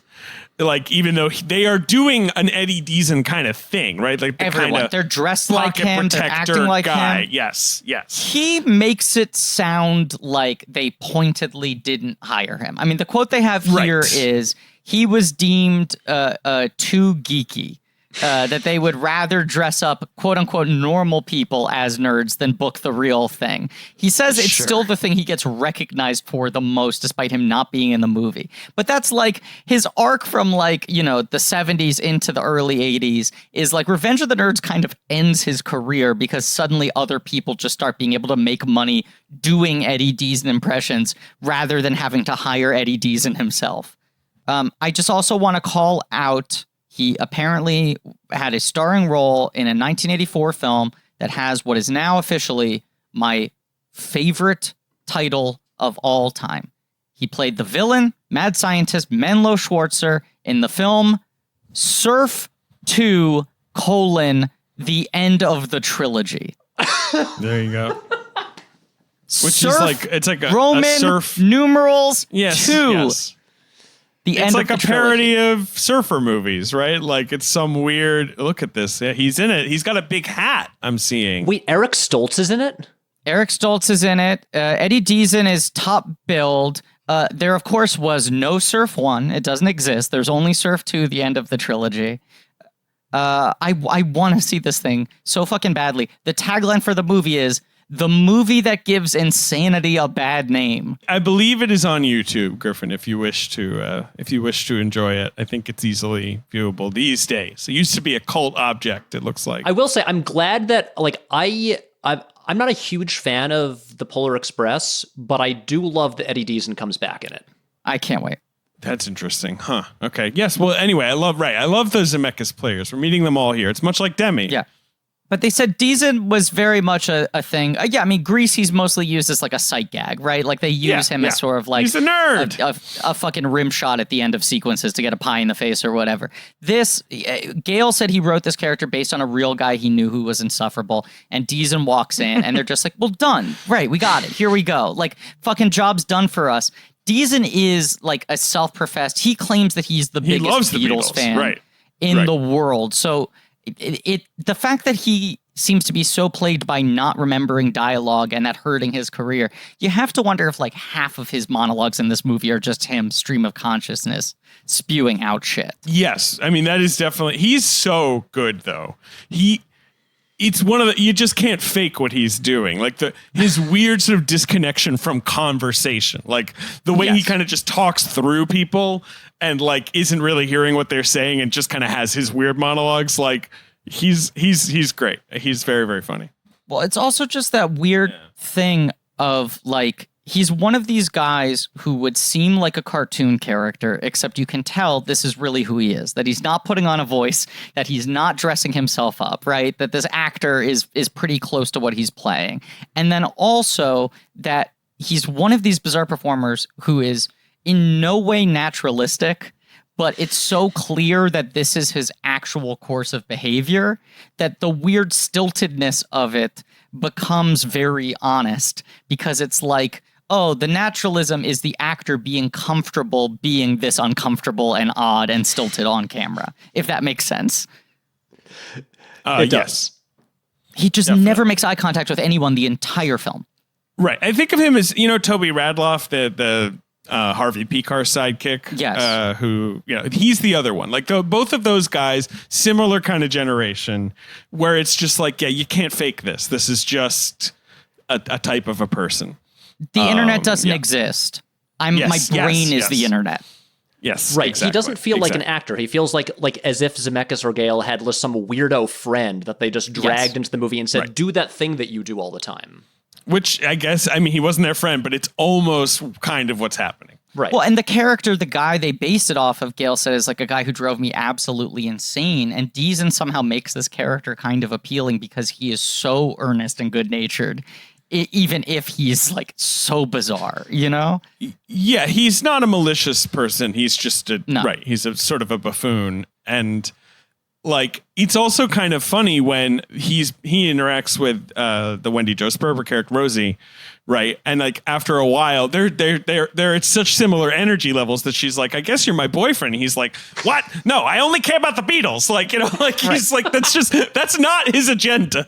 It's like two Furbies like put next to each other, talking to each other. And it's like, I guess that's a conversation.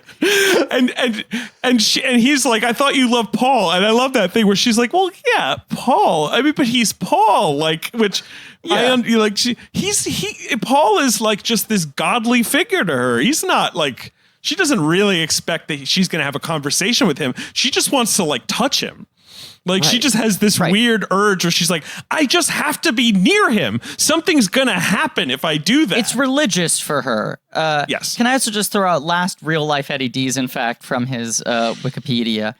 For over a year on his official website, Deezen featured a difficult Beatles trivia quiz. I know. I've been looking devised by for this. Deezen himself with a $100 prize for anyone who could answer all of the questions correctly. Deezen later in an interview revealed that nobody had ever claimed the prize. No, it is absolutely impossible. I don't have the answer to any of these questions. I found it. It's crazy. I love the plot point of the trivia question of who's the youngest radio show. Beatle. Right. Yes. Yeah. Right. And they interpret it differently, where Wendy Jo Sperber thinks of it as who is the youngest, and Deezen thinks of it as who is the youngest in terms of being a Beatle because they joined the group last. Like, he is so wildly overthinking it and overthinking the fact that everyone else must be overthinking things to the same degree. And then that pays off. It pays fucking off. Yes, it pays off, which is hilarious. I love that all four of them get to the concert in different ways. I mean, I know we're jumping all over the place, but it is one of these movies that's so split up and episodic. It's hijinks. They're trying to get to the show, right? They all have their little adventures. We kind of know they're all going to end up probably at the show, right? You know, like, or whatever, like by hook or by crook, you know. But yeah, it's a bunch of different adventures. God, the physical comedy is wild. The part where Rosie falls out of the moving car Love that. is incredible. Right. She's trying to get to the phone booth to answer the question. Yeah. Right. And kind of the notion that they're all somewhat superhuman when they have Beatlemania surging through them, that it like sort of activates some new power for them. Right. Well, that's why the adults are all scared. Because their children are turning into these like superhuman monsters. Well, right. And you have these cops being like, stop. And like the kids are like barreling through cops and like attacking them.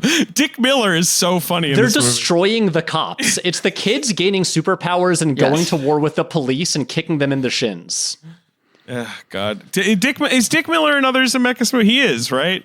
Does he count as a Zemeckis player? I don't think so. He's a Corman guy and he's a big Joe Dante guy. He's in every single Joe Dante movie. I'm trying to see if he is in even one more Zemeckis movie.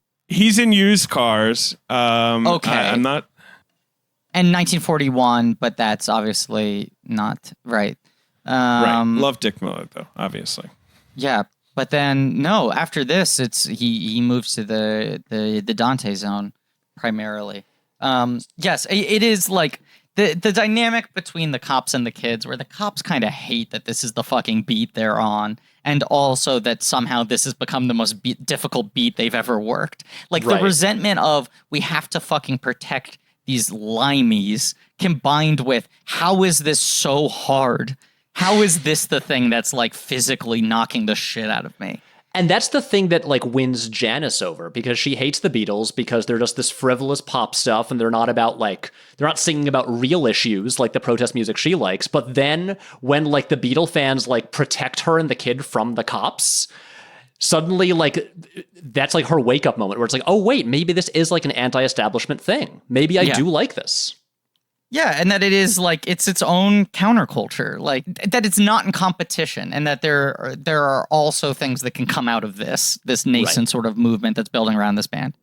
And I love that whenever you see the Beatles, who obviously you only see the backs of their heads or whatever, you hear their voices, but like, you know, when they come into the hotel room, when Nancy Allen's hiding under the bed, they're singing the Beach Boys because obviously they were obsessed with the Beach Boys and always like felt inferior to them.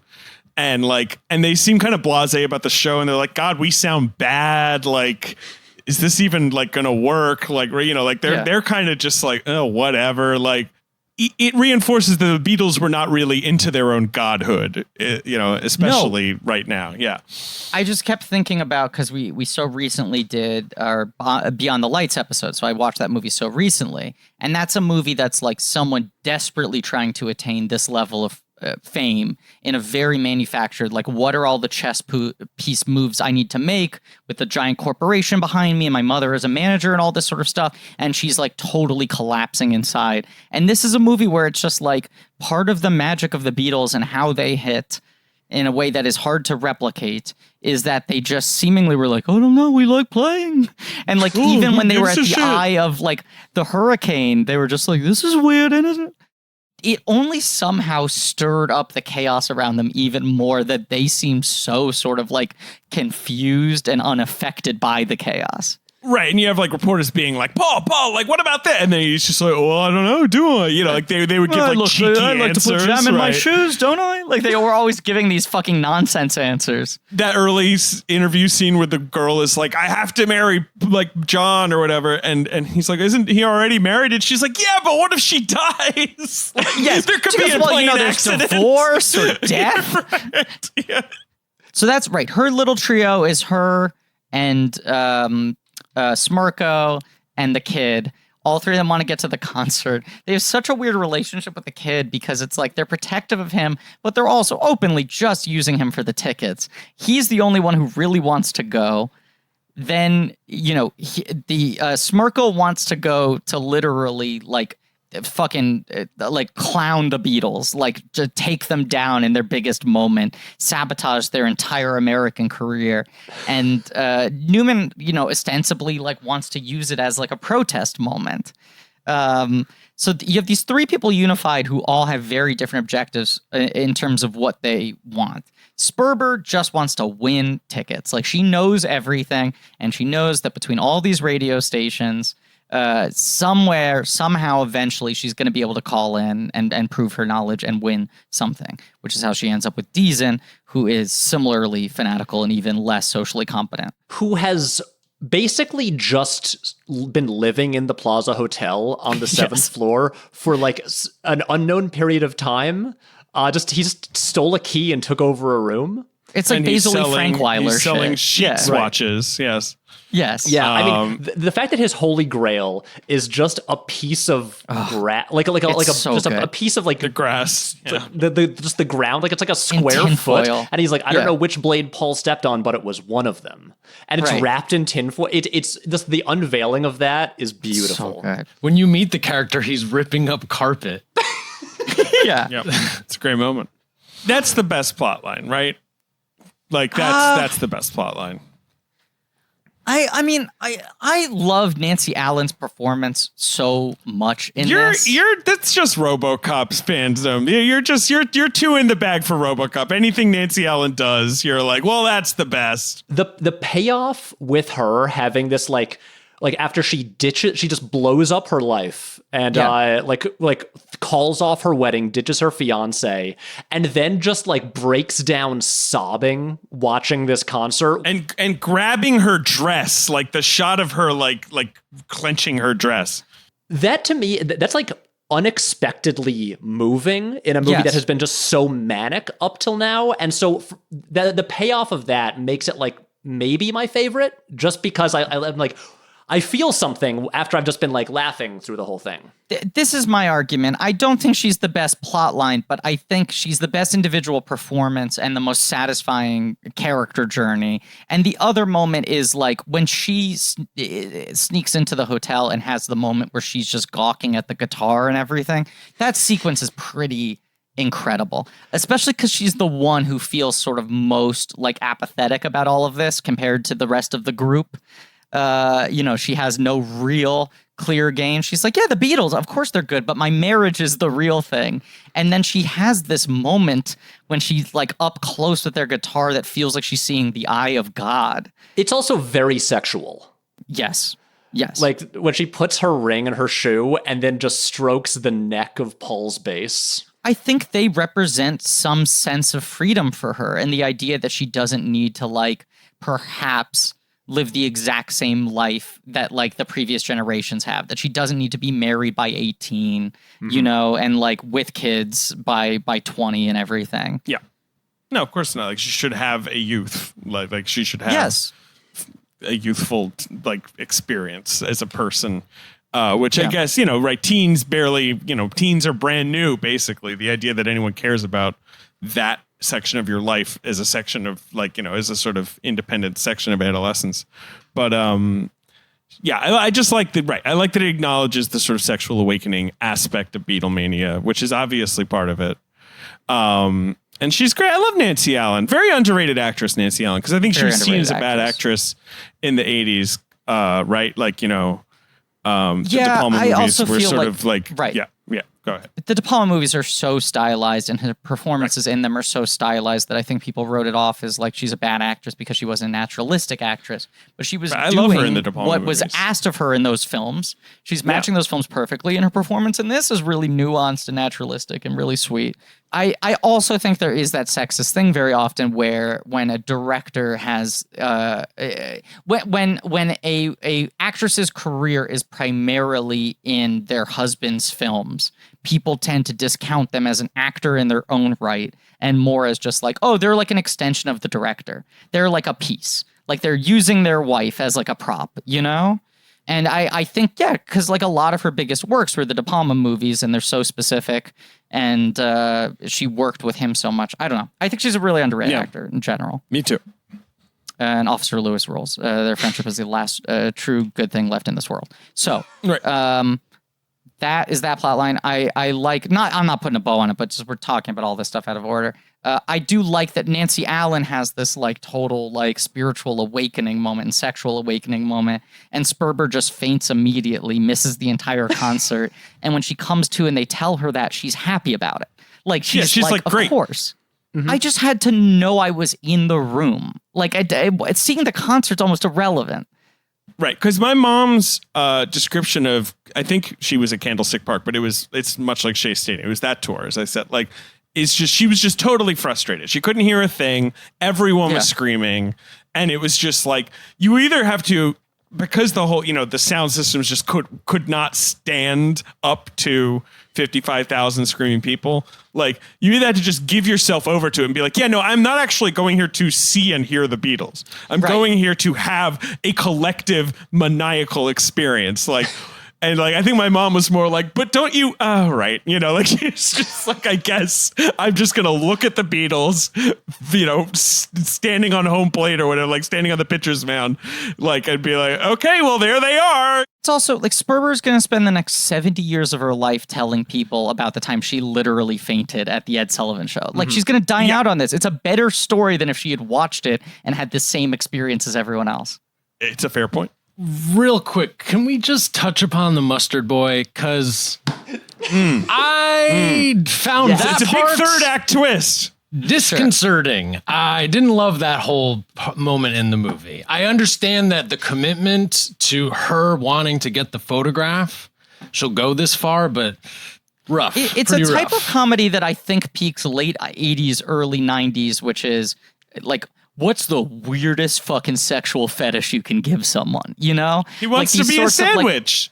Comedic set pieces of like, what's this guy's fucking kink? And having a scene where the person kind of gets like embarrassed and someone gets the upper hand on them. I think the joke of him being like, it's going to be a picnic, and then we cut, and then it turns out he just wants mustard on his head, like, is somewhat funny, just because I assume he has a much more pedestrian role play he wants to do. I agree cutting with you. back mid role play where he's like, yeah, I am a sandwich. That's what's going on here. Okay.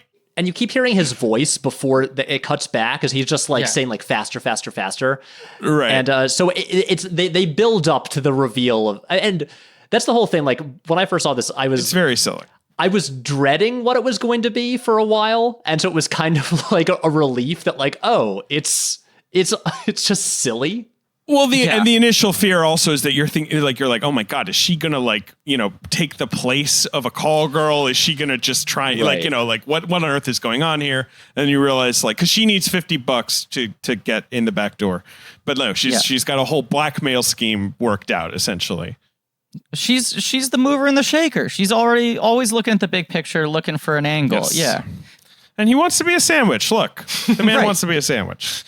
And it also, like, in this sort of Zemeckis way where it's like you got to just move all the pieces to the right position on the board, that misunderstanding is what pushes Jimmy Olsen to finally have the courage to be like, I need to actually tell her how I feel and ask her to the dance and go after her. To also straight up do a line that they would just repeat for Back to the Future. Roads where we're going, we don't need roads? No, exactly. He busts in and shouts that. My name is Marty McFly. Is that the line? You might not get it, but your kids are going to love it. He busts in and says, "Get your goddamn hands off her." Oh, right. Sure. Right. Yes. Very true. You have to wonder if Eddie Deezen was ever in the mix for George McFly, or if they were just like, we need him to be 5% more normal. Right. You can't. Yeah, it can't be. Although Crispin Glover is arguably weirder in a way, but in a quieter way. Also weirder in a way where you're like, well, this is an actor making weird choices. I can feel comfortable. Right. Whereas with Deezen, you'd be like, does this guy know that he's being filmed? The thing is also like Glover gives a weird performance, but there's also like dynamics that he can modulate. Yes. It can go big and it can go quieter. And Deezen is just like at a 10. He's all guitar solo. He has one thing that you hire him to do, and that's what he does. And it's not going to change at all. It's like, I feel like you can't direct Eddie Deezen. No, absolutely not. Which Probably I think, like, for how much he talks about on his own Wikipedia and in interviews, like his career sort of drying up and everything. It feels like that's a lot of it, and animation is a pretty good lane for him to be in, which he has done successfully. He's like either Snap, Crackle, or Pop. He's like a bunch of different cartoon spokesmen. Yeah, he almost was the Affleck duck. But pre-Chihuahua, when Taco Bell had a cat and a dog who were mascots, he was one of them. He has a lock on the annoying character roles. And he's fucking Mandark. That's, Hall of Fame performance right there. I do love, though, talking about like how cartoonish this movie is, and Zemeckis and Gale talked about how influenced they were by like Looney Tunes and Tashlin and Chuck Jones and all that sort of stuff. The reveal of Deezen dressed up as the elevator operator is such Bugs Bunny shit that she's like, finally I'm safe, and then he turns around and it's him in a disguise. He's breaking levers. He pulls the lever out. Yeah. Don't worry, I got it. I can fix it. I can fix it. That's the one time that he actually, like, I get annoyed at him because I'm like, dude, I love you, but if you fuck up her chance to like get to the theater, that's like crossing a line. Yeah. I just knew they'd figure it out. But I also love that he's sort of out of it until he realizes she has the tickets, and then he's like, oh my God, we have no air. Like, it's what? Funny. Tickets now? It's a and funny he breaks movie. down a glass door. Dexter! I also like that when she's operating the elevator, she can never line it up, and she's always just like jumping in and out of the elevator anyway. Which is also, so I mean, not a clear line there, but when I watched the Lift short film afterwards, I'm just like, okay, we've got the same kind of like old school elevator. I'm always looking for those little like connective tissue between like multiple things he did. Actually, not to derail this, but can I rewind to the very first shot of the movie? Yes, I just want to quickly say, man, Robert Zemeckis, you could call him the special features deleted scenes on the DVD for Star Wars Episode 3, Revenge of the Sith, because this guy likes his elevator antics. Wow. I mean, I saw where it was going. But, yes, opening shot, Patrick, take us back. So, in terms of like, one of the things I love about this movie, one of the reasons I wanted to talk about it on this episode is I always find it fascinating when a debut film is like, when someone shows up fully formed to their debut film, when all of the pieces that they become known for are just already there. And this movie is that in so many ways, whether it's just like, okay, his fascination with just historical moments of the past that he lived through, like major points in inserting fictional characters into big moments in 20th century American history, whether it's that sort of screwball mechanical, like clockwork precision of plotting. And even the first shot, because Zemeckis likes to do a thing with his opening shots that where, especially if you look at like Back to the Future or Forrest Gump or Used Cars, they tend to be these elaborate tracking shots that are like extended and like reveal multiple things or like follow an object through something. And the opening shot of this movie, it's like a simplified version of what he would go on to do. It's like, it's still a shot that like goes through like a few positions and reveals like three things at once. And so it's not like a really notable shot, or like opening shot, but it is like right there, you can see the beginning of a thing he would do in like every movie going forward. And I just wanted to point that out. Yeah, that you're talking about what comes after the opening credit sequence, right? No, it's the first shot where it's like opens up with a close up of like the words like "do not cross," and then it pulls back into this crane shot, and it's like he'll do a more elaborate one. Yeah, you'll talk about it next week on Used Cars, but like right from the beginning, he was always like, okay, I want my opening shot to like have like multiple stages to it and reveal multiple things. It's like I want give you to information, bring you into the world, with a sort of also fluidity. Be kind of show-offy, like right at the start. I was going to just say that opening credit sequence using so much stock footage is, I think, really important and wise for a movie that has the right approach, which is no one's going to accept anyone else playing the Beatles, make the Beatles feel mythical, cleverly use as much original footage as we can. But like starting it out with like all this sort of like Hard Day's Night, black and white, sort of like here's the true mania of the thing, is such good mood setting.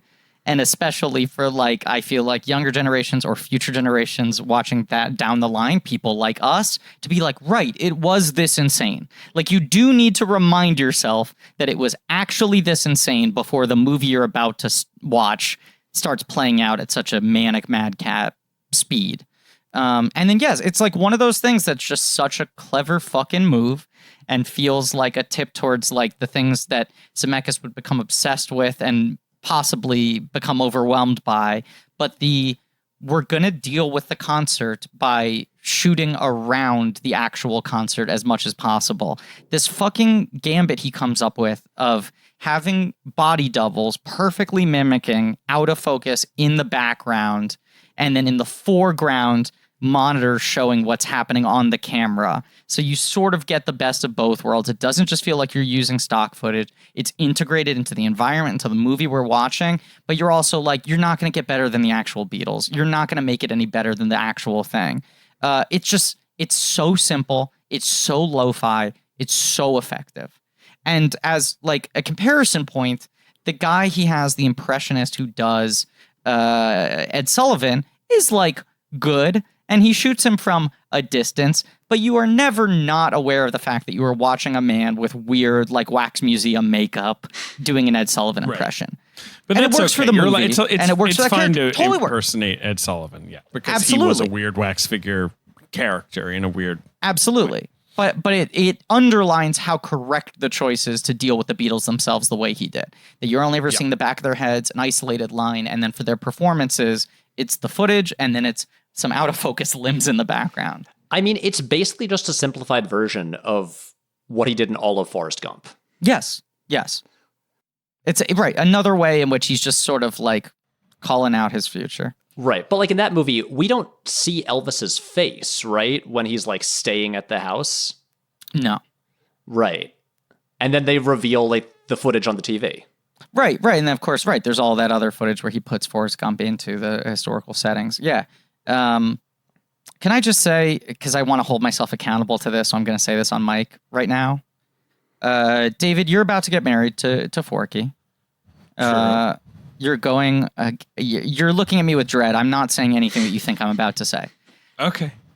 You're going on like a 2-week work sabbatical as your honeymoon. So we're not recording. So we're banking up episodes before that, right? Okay. I have purchased, and my goal is in those 2 weeks, since we won't be recording and I won't have movies to watch for the show, I have purchased both the Forrest Gump novel and the sequel Gump and Co. And I want to read both Gump of them. and Co. Wow. They're very much darker, I think. That's why I want to read right? them. That is I'm not sure, why I want to but read yeah. them. Gump and Co. Gump is and Co. written after the release of the movie and features Forrest Gump, the man who Forrest Gump the movie was based on. Yes, exactly. Right. It's like a weird kind of jokey satire of the movie's success or something. You should read them. I mean, I approve. In the first book, he goes into space and meets aliens, I believe. Once I read that, I decided I needed to track these down. Yeah. And read them. Yes, he definitely goes to space. I'm pretty sure I that's believe he true. meets aliens. Are there any other things we want to talk about with this movie? Is there much to say about the... And another thing that Zemeckis brings back. The climax takes place during a lightning storm.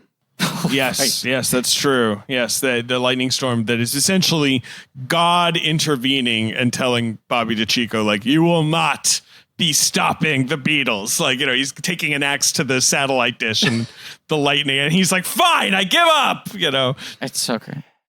I love the ending for the Saldana character in McClure, Oh, it's where great. right, she has the $50. She's blackmailed the sandwich man. She has the backdoor entrance. She sees the cops coming for him. She chooses to use the money to bail him out with a corrupt cop rather than get into the concert. Like she makes the sort of human to human choice rather than the career choice, and which gives him the courage to finally ask her to the dance. They have this sweet moment. you're like, that's kind of nice, but it's still a bummer that she's the only one who doesn't get to go to the concert. And then the Beatles get in the back seat of their fucking car because they're parked in the right place and the limo couldn't get to them. And that, like, just the reveal of she's there in the front seat. She's got her camera. They're all there in the back seat. And the Beatles manager is just saying, drive, drive, drive. I don't care if you're the right car. We have to get out of here. And the fact that the movie, like, ends... You have the other friends go, those Jersey license plates, it couldn't be. You don't even see her taking the photos or anything. They don't do anything more with it, but it's just the idea of, like, she's made out like a fucking bandit. She's going to get the best photos of all time. Her entire career is going to be made on this. Well, also, like, that her limo gambit worked eventually, right? Like, it actually finally pays off, yes. She got the guy. She got the car. She got the pics. Right. Well, that final moment is kind of, for me, the biggest difference between this and American Graffiti. Because, like, American Graffiti feels like the end of something.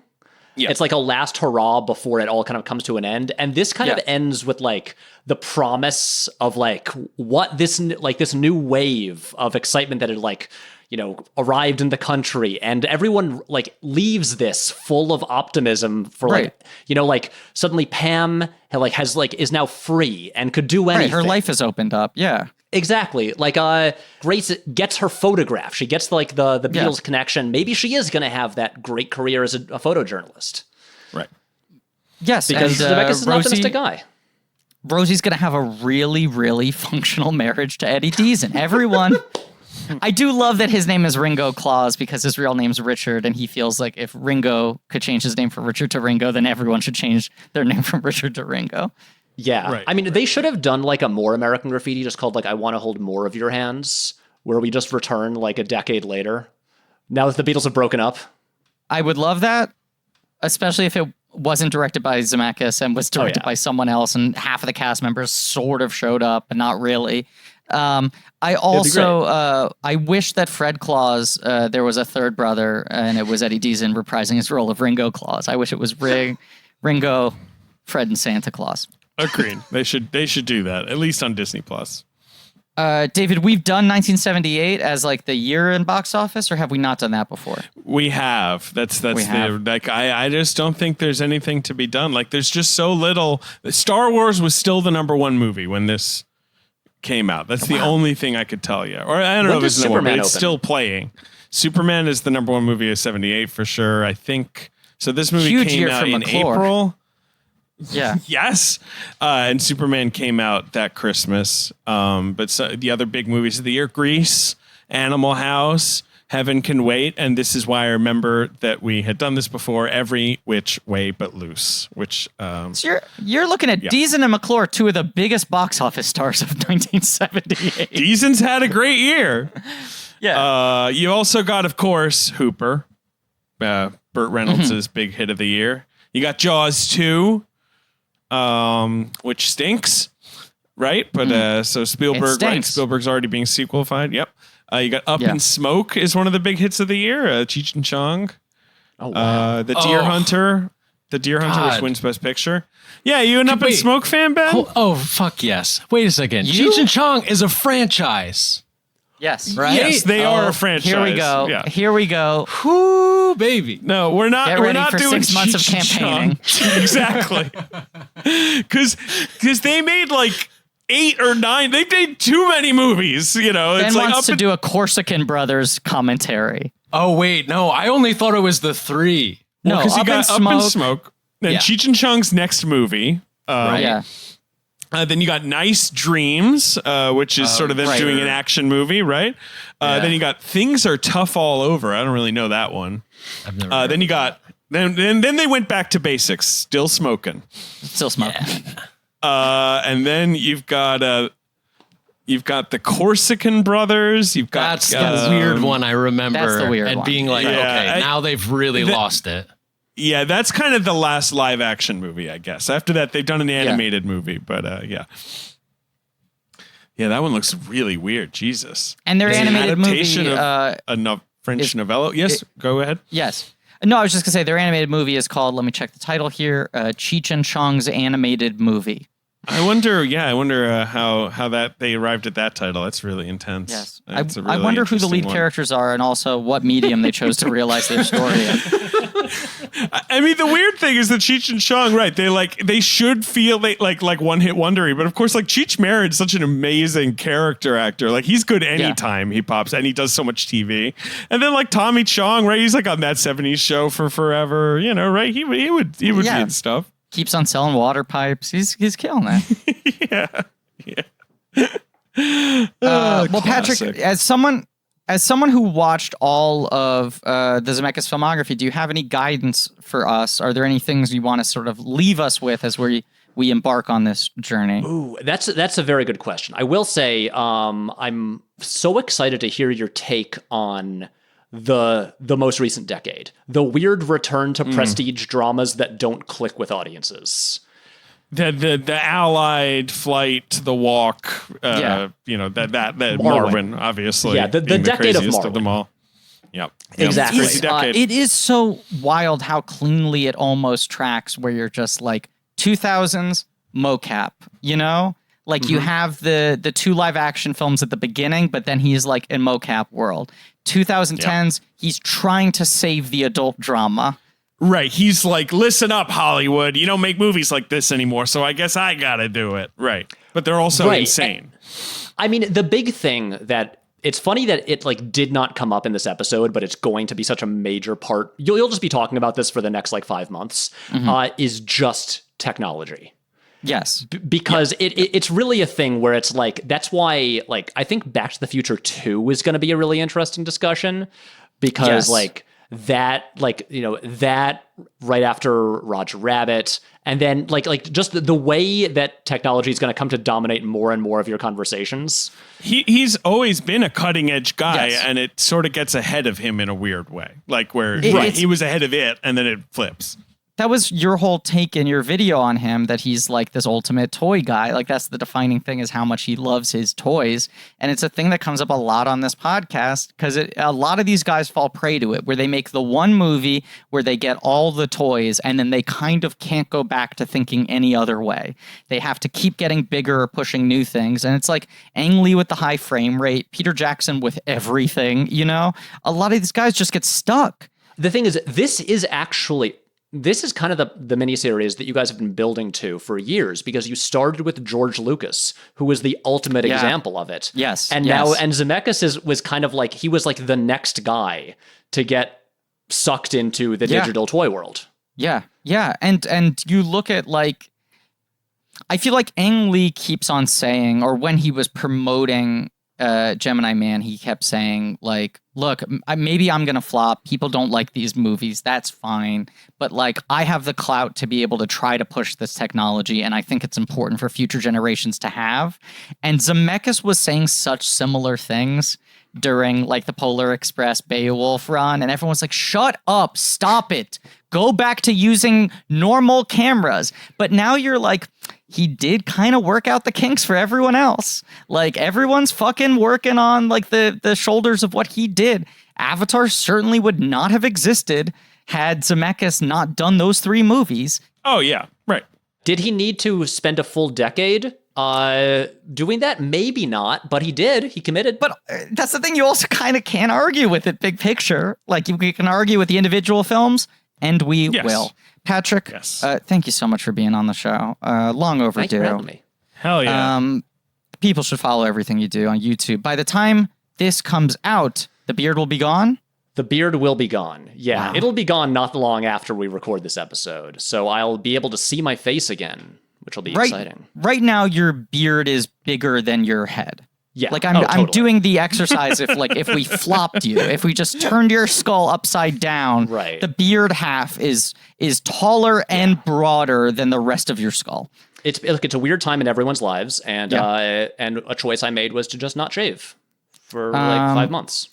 But your quarantine videos have been great, and I have to say, in particular, I really admire the fact that you have been taking a strong stand in terms of, like, we got to get out of the echo chamber of just discussing the same 4 franchises and filmmakers over and over again, that you openly are like, I don't care if I lose subscribers, I'll do an hour on every adaptation of Little Women, because if you have a platform, you want to try to start new conversations. Thank you. It's tough. YouTube is a weird place where people are not really open to anything outside of the stuff they're already very familiar with, but I'm trying to do what I can. Yeah. I think you're doing a great job. And also, I should say that Patrick and I both co-plug the Playmobil movie, the most demented film of 2019, which we saw in theaters in a much simpler time. We handed over each of us a $5 bill, paid A crisp in cash. $5 bill, no change back, watched a first run screening of the Playmobil movie. We had no idea how good we had it. Movie theaters would never be that safe again. Tickets would never be that cheap again. Oh my God. If I could just go back to that theater feeling as safe as I did in December, I would do it in a heartbeat. I would watch the Playmobil movie every day. I know I have a tendency towards hyperbole, but I truly have never felt safer in my entire life than I did during that screening of the Playmobil movie. Not since the womb. That's the thing. Like, we weren't thinking about all the things wrong with the world. We were just trying to figure out what was up with Jim Gaffigan's magical hay that he was trying to sell, which they never really explain. That was the beauty of the Playmobil movie, was we were so consumed by trying to figure out what was wrong with that movie that all the other ills of humanity were suddenly out of mind, out of sight. Thank you again for being here. Of course. Thank you so much for having me. Thank you all for listening. Please remember to rate, review, subscribe. I'm excited for these 5 months we have ahead of us. Some weird things and also some of the biggest and most beloved movies ever made. Yep. It's going to be great. Knocking down some big guys. So keep tuning in for Podcast Away. I got to say, we booked this season out pretty far in advance in terms of guests. I don't want to announce anything because we haven't recorded them yet, but I think we got a really good lineup of people coming for this one. And it's looking great. And a lot of silver new faces, lining hopefully. of Yeah, Zoom exactly. and distant records. We're going to have some people who previously were unavailable. And a lot of new faces, couple some old returning Angelinos, friends. let's say, and Let's say some old friends. Some Angelinos. We got some Holly Weirdians coming on the show soon. Remember, rate, review, subscribe. Go to blankies.reddit.com for some real nerdy shit. You can go check out our merchandise that we now have. It'll be in the description, but our limited edition run of 5th anniversary designs for the live shows that could never happen. So get those while they're hot. Thanks to Anne Fraguda for co-producing our show, and Ben Hosley, Rachel Jacobs for editing assistance. Thanks to Joe Bone and Pat Reynolds for our artwork, Liam Montgomery for our theme song. And as always, above all else, I Want to Hold Your Hand is a movie about Mandark, Officer Lewis, and Jimmy Olsen hanging out together. And that's canon.